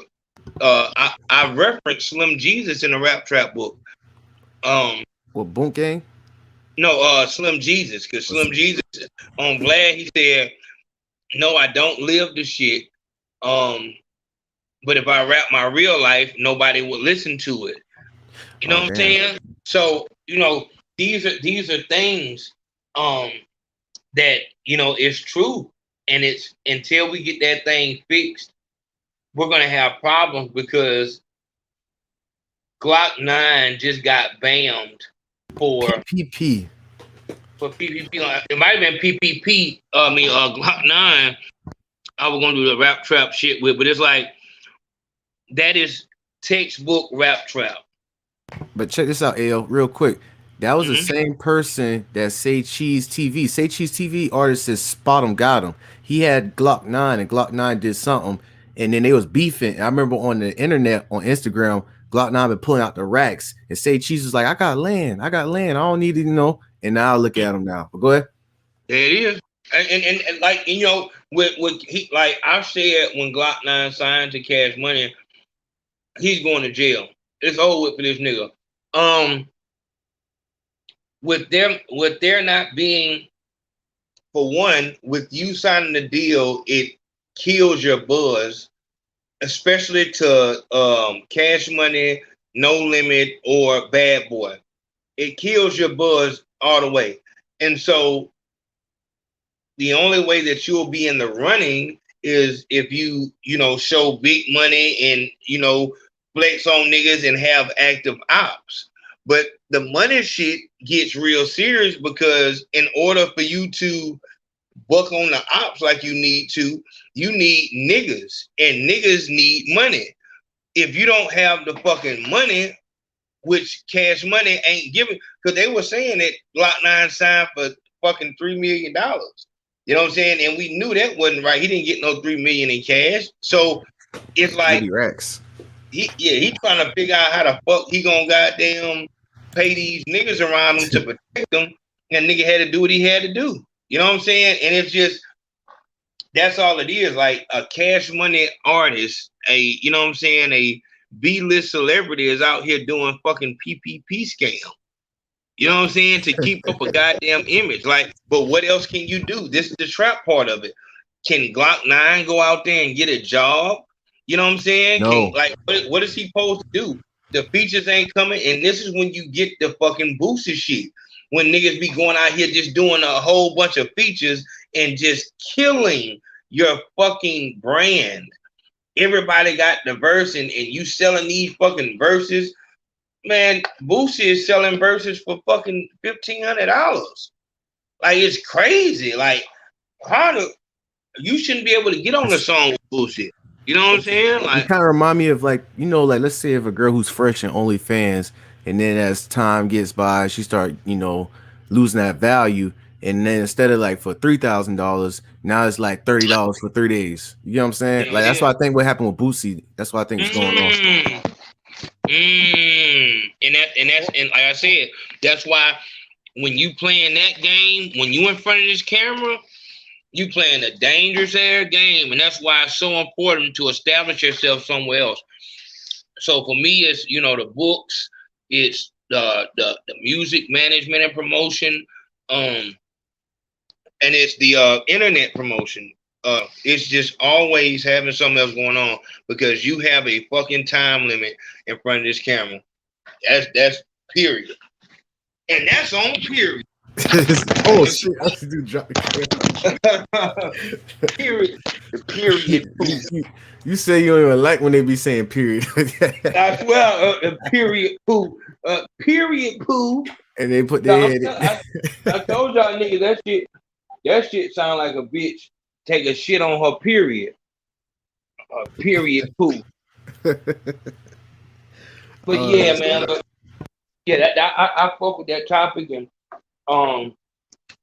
niggas is definitely watching you, man. Niggas is watching you, so you on your way. Just keep on working, man. Yeah, I definitely got a lot more psychological analysis videos behind that. That was just off the spur of the moment because I've been studying this. It just so happened where I made that little clip. I wasn't expecting for it, and that's crazy. Like everybody tell you, like when you do something, and you be like, I'm just doing it because I got passion for it, and then boom, you like, oh shit, like people rock with that. So yeah, and that's how it works. Like once you got your shit together and you find your stick, motherfuckers gonna run with it. They gonna run with it. Like once you found out like how you want to do shit, you in there. You good. Yes, sir. Oh, yeah. Just hit me. Let me know what I'm waiting on you. All right, then, Mo. All right, take it easy, Ayo. I'm about to go ahead. All right, Mo. What's up? What you got for it to close it in on that, on some real stuff? Like I let you get the flow. Do your thing. The only thing I want to say is that there's no shortcuts to success. And I know that may sound like a cliche, but everybody think, you know what I'm saying, you could take shortcuts. But I will say this, the more active you are in chasing your dream, good luck will happen to you. Doors will open themselves. You see what I'm saying? So you saying the higher okay, I'll let you finish, my bad. No, what I'm saying is like this. Okay, say if you just sitting on your couch daydreaming, that break is not gonna find you on your couch. But if you out there chasing, and you're saying and actually being active in pursuing your dream, you'll run into people. You see what I'm saying? That can open the door for you, or at least show you where the door is at. You see what I'm saying? So yeah, that's good. So a lot of times people get discouraged. They be like, you know what I'm saying? They trying to think about step 3, 4, 5, 6, and they want to do steps 1 and 2. You see what I'm saying? And they like, oh man, if I get to this point, I'm gonna get stuck. It's like do steps 1 and 2, and somebody else might, you know what I'm saying, open the door for you on 3. But you can't. It ain't gonna happen to you sitting on your couch. It's not gonna happen to you, you know what I'm saying, being passive. And all I'm trying to tell people is, you know what I'm saying, this is my man E-Class told me all this, told me this. You know, that's my best adult friend. He was like, you gotta stay active. You know, and a lot of people, they don't want to be active because they'll psych themselves out mentally before they even get started. And they don't say, oh, I don't see $1 million in this. I don't see, and maybe it's not $1 million in this. Maybe it's a $20,000 dream. You know what I'm saying? But that might be the seed money to do something bigger.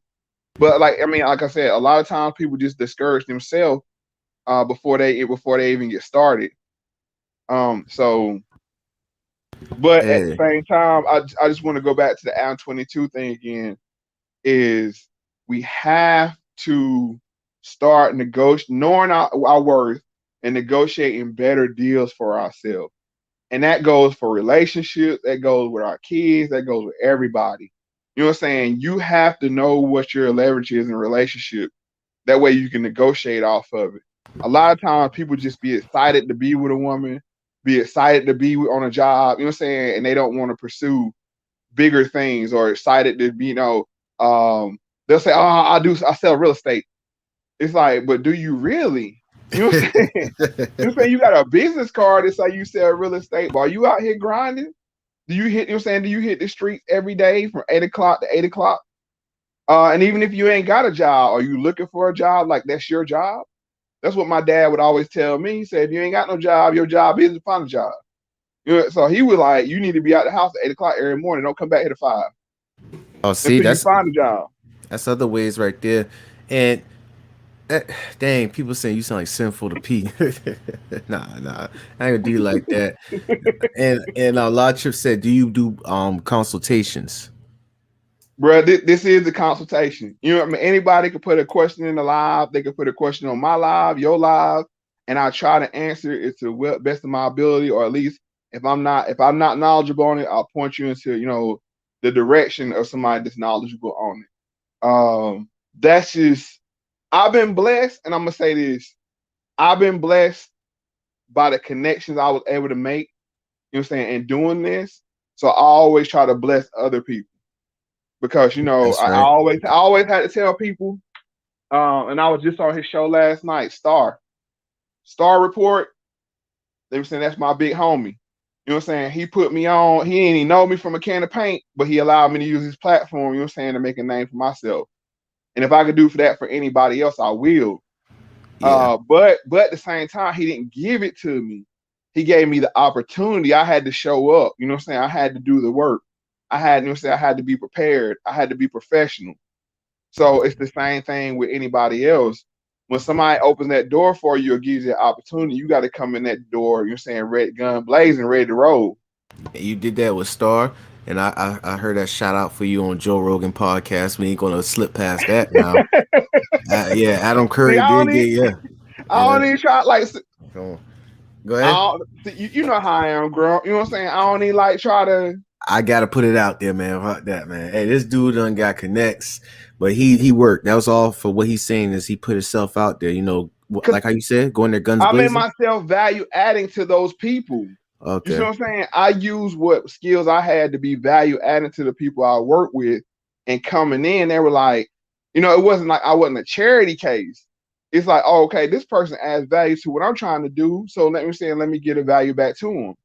You know, when I got on Star Show, I brought, you know what I'm saying, content to his show, and he appreciated that, so he gave me, you know what I'm saying, access to his platform. It's the same, you know what I'm saying, it's the same way, but that could be anything. That's why I said, go to work tomorrow, or you know what I'm saying, tomorrow Saturday, we go to work Monday, learn your boss's job. You see what I'm saying? And then he might not tell you, but just watch what he do. Like, okay, that's what he do every day. You know, okay, all right. And that's how you make, you know what I'm saying, make progress in life. It's you always should be achieving to the next level. Like how you said with like go to work and learn your boss's job, but where I work at, the CEO is like dang near he got my number, I got his number, and he had actually created a job for me actually to move up within the network engineering. So that's what you saying is just pretty much what communication and networking that help you get in the door even more on your valuable. What value do you bring to the table? What value do you bring to your family?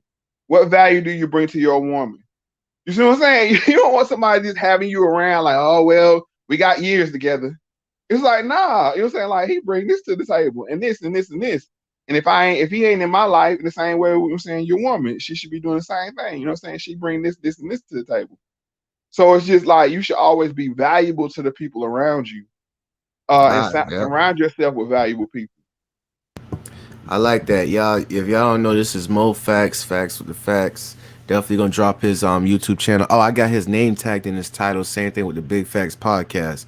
Now, anything before we even end all this, I like to show the books that we had used in this dang live. Okay, this one right here, which is banned in a couple of penitentiaries, is 48 Laws of Power.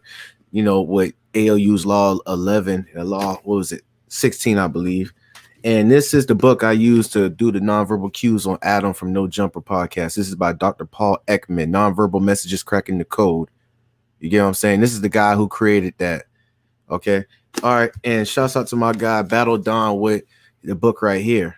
Worldview Warfare. All right.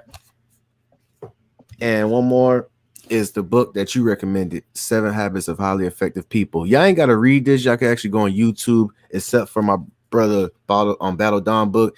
Y'all go on YouTube and definitely listen to the audio of certain chapters and everything. That can help be beneficial to y'all. But go ahead. And the 7th habit is what? Sharpening the saw. That's getting better. Yeah. You were saying you always got to go back and sharpen the saw. You know, and the other one is put first things first. You got to put in, and like I said, find, like a lot of people have 1,000 books on their bookshelf. You see what I'm saying? Find one good book. You know what I'm saying? Pattern your life. Exactly. In a book where you got to go back and it's like I was telling Ayo, like, is your book gonna be philosophical? Because it's like these books right here, I got it just like it's like a lifetime. You go back and you be like, okay, yeah, my bad. That's kind of going the way that you explain it? Yeah, that's exactly like I said. Just find one good book that you find like a good chapter in the book, you know what I'm saying, and incorporate it in your life. And and you look here, I always say 3 hours. We spent 3 hours of positivity. You know what I'm saying? And hopefully somebody hear this and it change their life. You never know what you say might ring somebody bell. And change their life just by, you know what I'm saying, what stuff we say in passing, like throwaway lines, but people come back and be like, hey man, when you said this, I don't remember even saying that. We like, man, you know, it put me on another perspective, but that's why you always got to be careful with the words you use. Yeah. Because you're saying words is energy. And it can inspire or it can tear people down, you know what I'm saying, with your words. So it's like a paradigm shift with your words. You could definitely open up people's minds in a good way or in a bad way. And I'm a living testament to that, because a YouTuber I heard say, don't be a talker, be a doer. And when he said that, I was like, wow, like I'm talking about a lot of stuff, you know what I'm saying? I was productive, you know what I'm saying? I mean, I had a good job, nice family, but it wasn't enough. You see what I'm saying? It's like you talk a good game, do. So it's like, okay, I got to do. And you know what I'm saying? That's when I started being proactive. And being proactive, you know what I'm saying? One door open, next door open. It's just, you look back, you're like, dang, how I get here? You ever drive home and you don't remember how you got home? That's when you that's the flow state of mind by me how Cheek sent me high. Let me stop, my bad. I'm just in the book zone right now. But yeah, that's the flow state that's great though. But I'm just saying that's the point I'm trying to make. Once you get so involved in what you're doing, you won't even remember the path how you got there, because everything will just be, you know what I'm saying, synchronized. It's like you hit all green lights. It's like, dang, how'd I get home so fast? You know, you look up and you there. It's the same way in life. You know, once you take off and sit on that trip, you know what I'm saying, God will bless you, or if we would say universe or whatever you saying, whatever you believe in or not believe in, you know what I'm saying, to start giving you green lights, you know, and give you breaks and traveling favor. So I mean, I just want to say that, you know what I'm saying, closing. And I appreciate your grunt, you know what I'm saying? Like Ayo said, I mean, you coming up, bro. You coming up. Yeah, I appreciate that too. It's like, and it's crazy where you just I've been doing the same thing over and over ever since the beginning of this year. I've been doing this, and I wasn't thinking it was going to get to like this level, but just sticking with it and just, of course, the 3 S's and just trying to better yourself overall. I appreciate this opportunity. But definitely, oh yeah, for the next live we're gonna bring the brother Bobby Cash up in here. He's gonna bring a more detailed, oriented, specific definition of nigga. And shout out to Bobby Cash, Spindale, Forest City, Ruffin County finest. You know what I'm saying? So I'm gonna sit back. I'm gonna have to watch this one.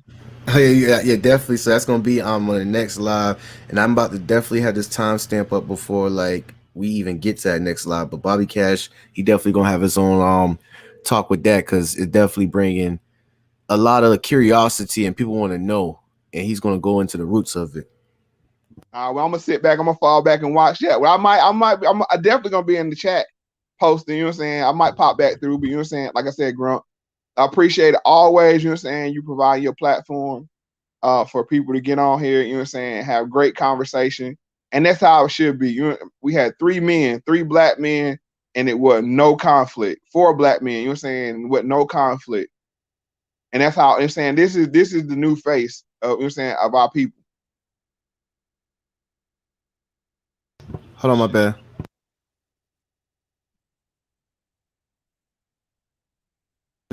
We on live right now. This Bobby Cash, by the way, on the phone. We definitely giving information about your next live about the definition and organs of the word nigga. Do you want to put something in on the live right now? Oh yeah, I want to start off where y'all started off with the Adam 22 thing.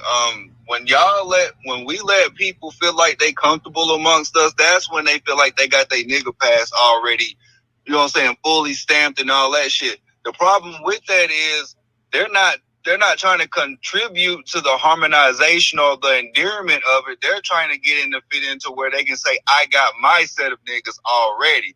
These are the niggas I control. And that's another reference to white people around us saying, look, I'm in. This is how you get in order to say the N word, in order to get things, you know what I'm saying, how you would like them around them so you won't look suspicious. Earlier when you had caught that, I thought that shit was genius, to be honest with you, because most of them will see them look like that but they'll just be like, oh, you just getting mad. No, it's way deeper than that. It's to the point to where he's like, oh, I'm not in good enough to why I can call y'all my niggas, and y'all will still call me on it if I try to act like a nigga like that at the end of the day. So I was about to say, hey, that's dang, I forgot you can't even hear Moe Factz right here, but I appreciate you for going on this live, because I told him that the next live gonna be on you going into definition of it, because I asked like 3 different people of what do nigga mean to them, and then they went down to like a street person, no, a real man from the streets, and I was like, okay, is there a There's no, a nigga can't ever be anything good because it was never conjured up from any person of a good nature or represented for a nature to be good like that. To be a nigga means how you seen those Asians acting black. It's an ignorance. There's nothing more, nothing less with it but an ignorance. There's no separation of, oh, there's a good nigga, there's a bad nigga. There's nothing like that. That shit is not real at all, period. So when people be like, I'm a nigga, every time you say you a nigga, all you're telling the people around you is that the people that you're afraid of, I'm one of them. That's all there is to it. I'm one of them people that you fear. Because at the end of the day, the connotation in any other person's mind, especially a person who considers themselves white or European descendant, that's the person that they're scared of. The nigga that they created from the minstrel show, passed down through psychological, you know what I'm saying, ideology and stuff like that. They know what a nigga is. A nigga is nothing but a violent and toxic person. And at the end of the day, if you go and look at the examples of a nigga, no matter what tone or nationality it comes in, it's always something negative. Oh, you see that? Y'all hear that, Moe Factz? Hey, that's the brother. And I want to add, I know Bobby can't hear me. Your job and be like, I'm a good nigga on a piece of paper. They gonna look at you like, what the fuck is that? Hold on real quick. I'm Mo about to ask you a question. What are you saying, Mo? I know Bobby can't hear me, but people don't realize that the definition of the root word of nigga is nigger. Of course, we know that. But the definition of that word, they've changed it. It used to mean when I was growing up, lazy, ignorant, and shiftless. You see what I'm saying? And that was the meaning of the word. Now they've changed the word because we use it so much. They actually changed the definition in the dictionary to mean, you know what I'm saying, a derogatory term about black people.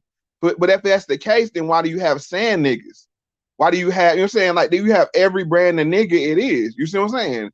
So it's like Bobby said, I just want to add what he was saying, that is, it's the bottom of people, of that class, of that group. It's the bottom. That's what nigga means. Hold on, Bobby Cash. Go ahead and Moe Factz is done. Go ahead and piggyback off that. I had told him exactly what you said, Moe Factz. But it's like a Karen though. Once we started labeling racist white ladies who come out and do shit as Karens, you got Karens don't even want their name to be Karen no more. It's just like a nigga. If they know what comes with being a Karen, they're gonna shake that shit off so they don't have to look or be in part of that group at the same day. And even if their name is Karen, they'll start using their middle names because they don't want no attachments to what come with that part of that, you know what I'm saying, social group of Karens. It won't equal out to them. It won't make them look good. It won't give them integrity. It's no form of peace with inside it. So why would they want to attach to that? Oh, dang. That's heavy right there. But yeah, that's a, hold on real quick, Bobby. Hold on real.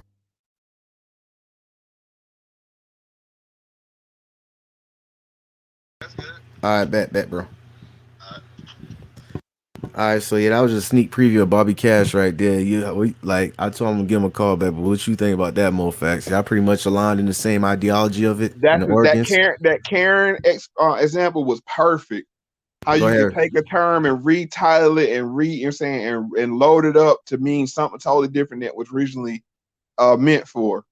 And like I said, I never ever gave anybody a nigga pass. I don't feel comfortable with people in mixed crowds using that word, even if I'm not using it. If it's somebody, you know what I'm saying, somebody of another race around us, I think that's in poor form. And see, but I come from the old school, you see what I'm saying?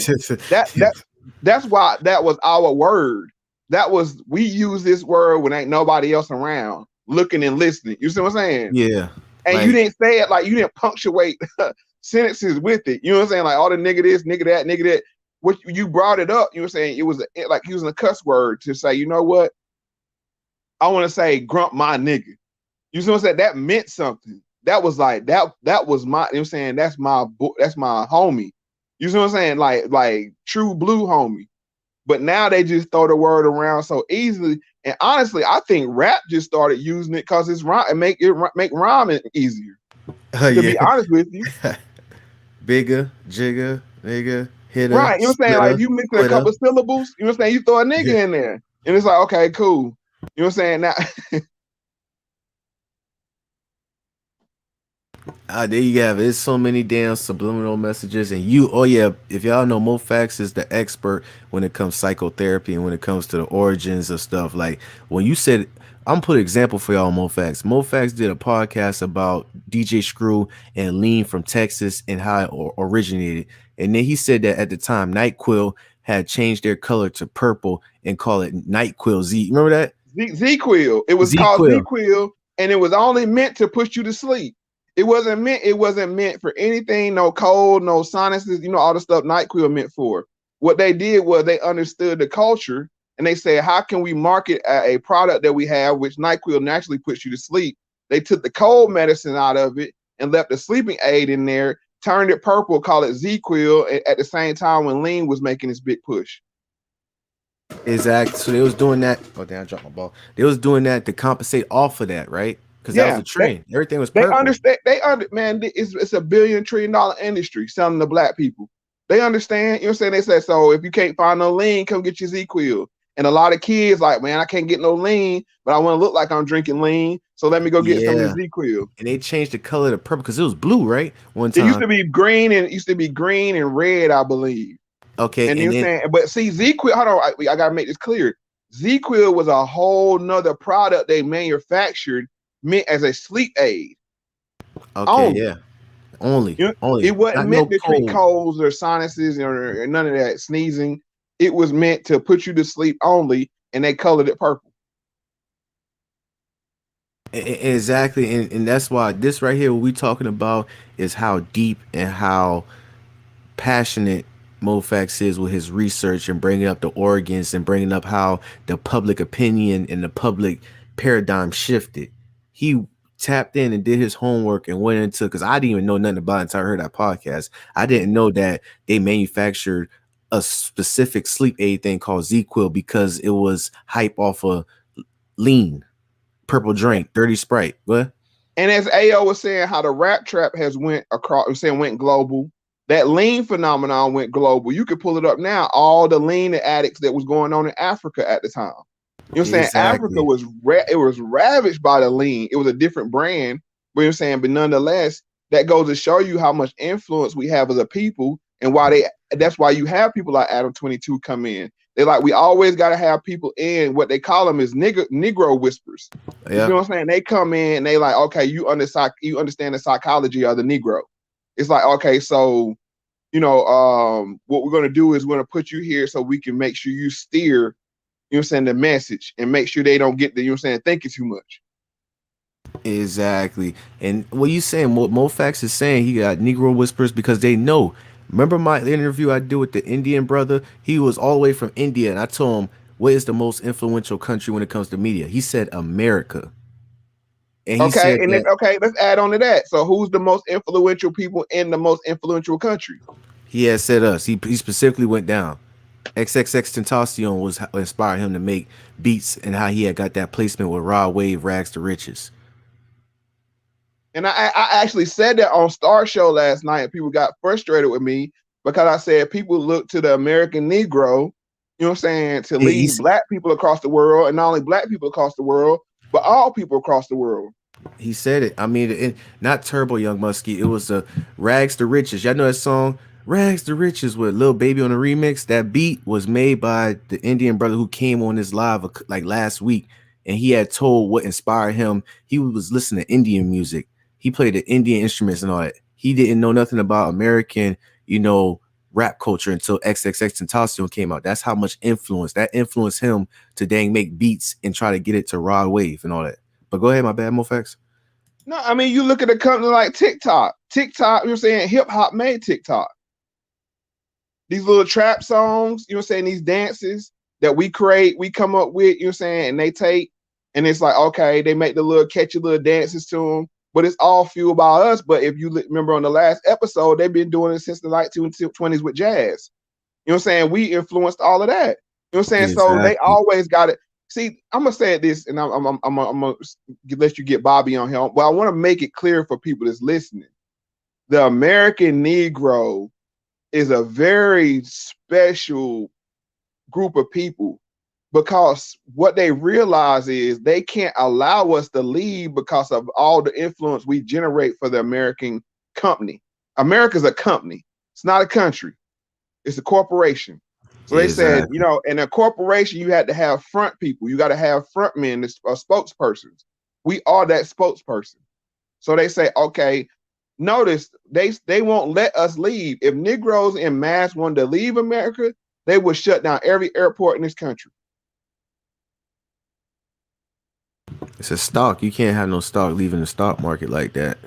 They can't allow us to leave. You wouldn't have no basketball, you wouldn't have no football, you wouldn't have no. And look, these are the people that their children put on the wall and turn to God and idolize. So you're saying that goes to show you when you go into a little white child's room, he has LeBron James a fat head on the wall. He has LeBron James jersey on. Exactly. Yeah. So we're the ones that shape this whole American culture is nothing but black culture, to be honest with you. I know people may get frustrated with that, but you think about just follow the path of the music. You went from jazz to R&B to blues to R&B to rock and roll to rap. But let's say this though, Moe Factz. We gotta say our culture within our culture was manufactured because remember what the sagging the pants, hat to the side, even the DJ Screw, the purple drink and all that. That's pretty much manufactured right there, kind of. So what happens is what happens is we create something, right? And what they do is say, okay, let me take that creation and commoditize it and harness the power of it. But they can't create. And if you actually go back and listen to Wiz Khalifa, I think it was Taylor Aldridge's mixtape. I know I messed that word up, but it was like Taylor Aldridge or something like that. He even said it himself. He said, we manifest, you know what I'm saying, whatever we come up with. They just put the money into it. So I mean, it's kind of like Shark Tank, right? The people come up with the ideas, but the sharks just sit back and say, you know what? I'll put 500,000 to your idea for 20% equity. You see what I'm saying? That's what they do to our ideas. We come up with the idea, but then they come in and put the money behind it. But then when they put the money behind it, they have the controlling interest to say, you know what? And then they run it into the ground. They, you know what I'm saying? Hip hop was something positive, but they say, you know what? If we could, you know, private prisons, guns, organ harvesting, you know, drugs. Oh my God. It's like we could really, you know what I'm saying, do something special with this thing called hip hop. Run it to like rap culture, actually, not like the hip hop, and then they had a branch off. What do you think with rap? Because when we talk hip hop, I think of something differently. What do you think? Well, it's called gangster rap. Is what we just call it. It was called gangster rap, and that's why they use like NWA to push that narrative, you know, of gangster rap. I mean, because you think before that, all the rappers before them were, you know what I'm saying, like really rappers were goofy people. Go look at Tribe Called Quest. Look at the leaders of the new school. Look at I Left My Wallet at El Segundo. You know what I'm saying? You had a group called the Afros. You know what I'm saying? Like either you was on some conscious stuff or you were either on some goofy stuff. Yeah. But they said, okay, we can make them the bad guys. But they did the same thing with the Italians in the 1920s and 30s, but too. You know what I'm saying? Hanging out the window with the drum. You know what I'm saying? Shooting up cities, you know, Al Capone. Gun. Yeah, Luciano, you know what I'm saying? The mass media knows how to take these figures and, you know what I'm saying, and weaponize them to a bigger cause, because if you don't have the gangsters of the 1920s, then you don't have the FBI for them. You see what I'm saying? You don't and have the G-men. That's facts right there. That's facts. See, this is all nothing but information right here. See, this is what Moe Factz specializes in. He's a professional when it comes to that. I definitely want y'all to get an ear of what Moe Factz be doing and how he get into depth with it. Just like the stuff, like I'll say this, and I understand, I'll let you wrap up.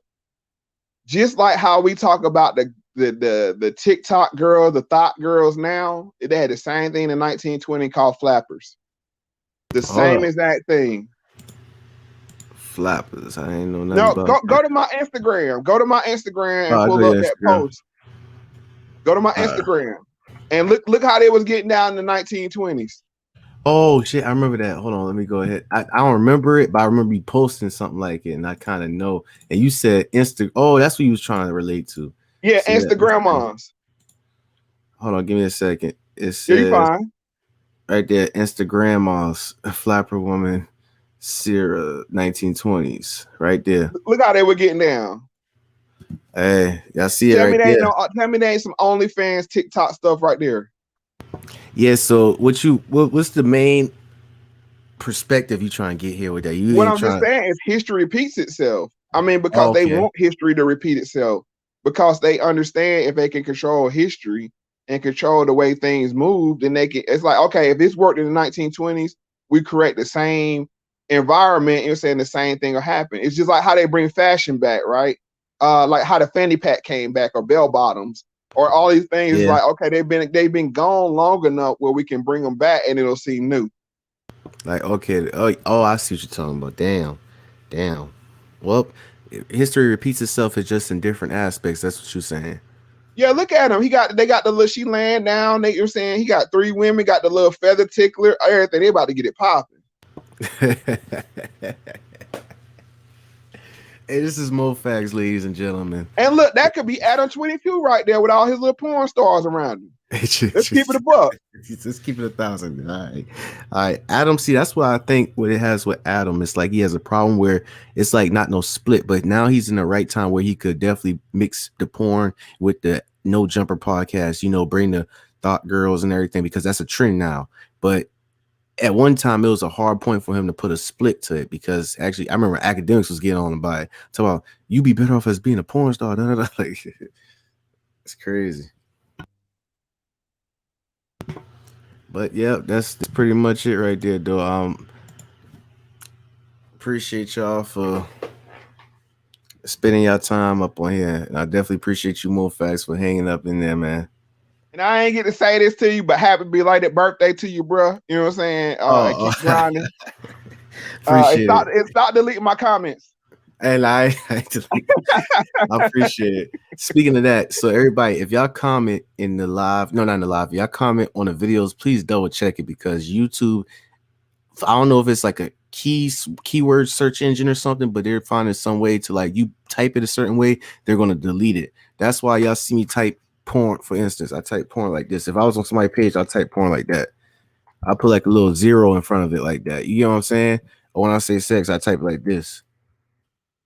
You know what I'm saying? Like, I do it like that. I don't know. It just, I don't know. And it don't even gotta be no cuss words. It could just be like something how y'all, whoa, we said outright and should do a podcast called Wiggers. Hey, you see that, Moe Factz? Before we hop off, this dude said Adam and alt-right Andy should do a podcast called Wiggers. I don't know who alt-right Andy is, but what I did say was that Adam is gonna one day have one of those Seinfeld Kramer moments, and that's what a comment I got deleted. Because it's only so much, you know what I'm saying, he gonna take before he end up snapping, right? I mean it's gonna happen. Now I ain't gonna say it's gonna happen on camera, nah, but it'd be quick. It's pretty much what I was saying in the videos, that it's gonna come down to, like, you know, like, put it this way. Let's say me and you, and we like around, like, you know, we in the same neighborhood and everything, and we play around. I'm like, man, bro, quit acting like a bitch, man. You playing, and you just, you know, laughing.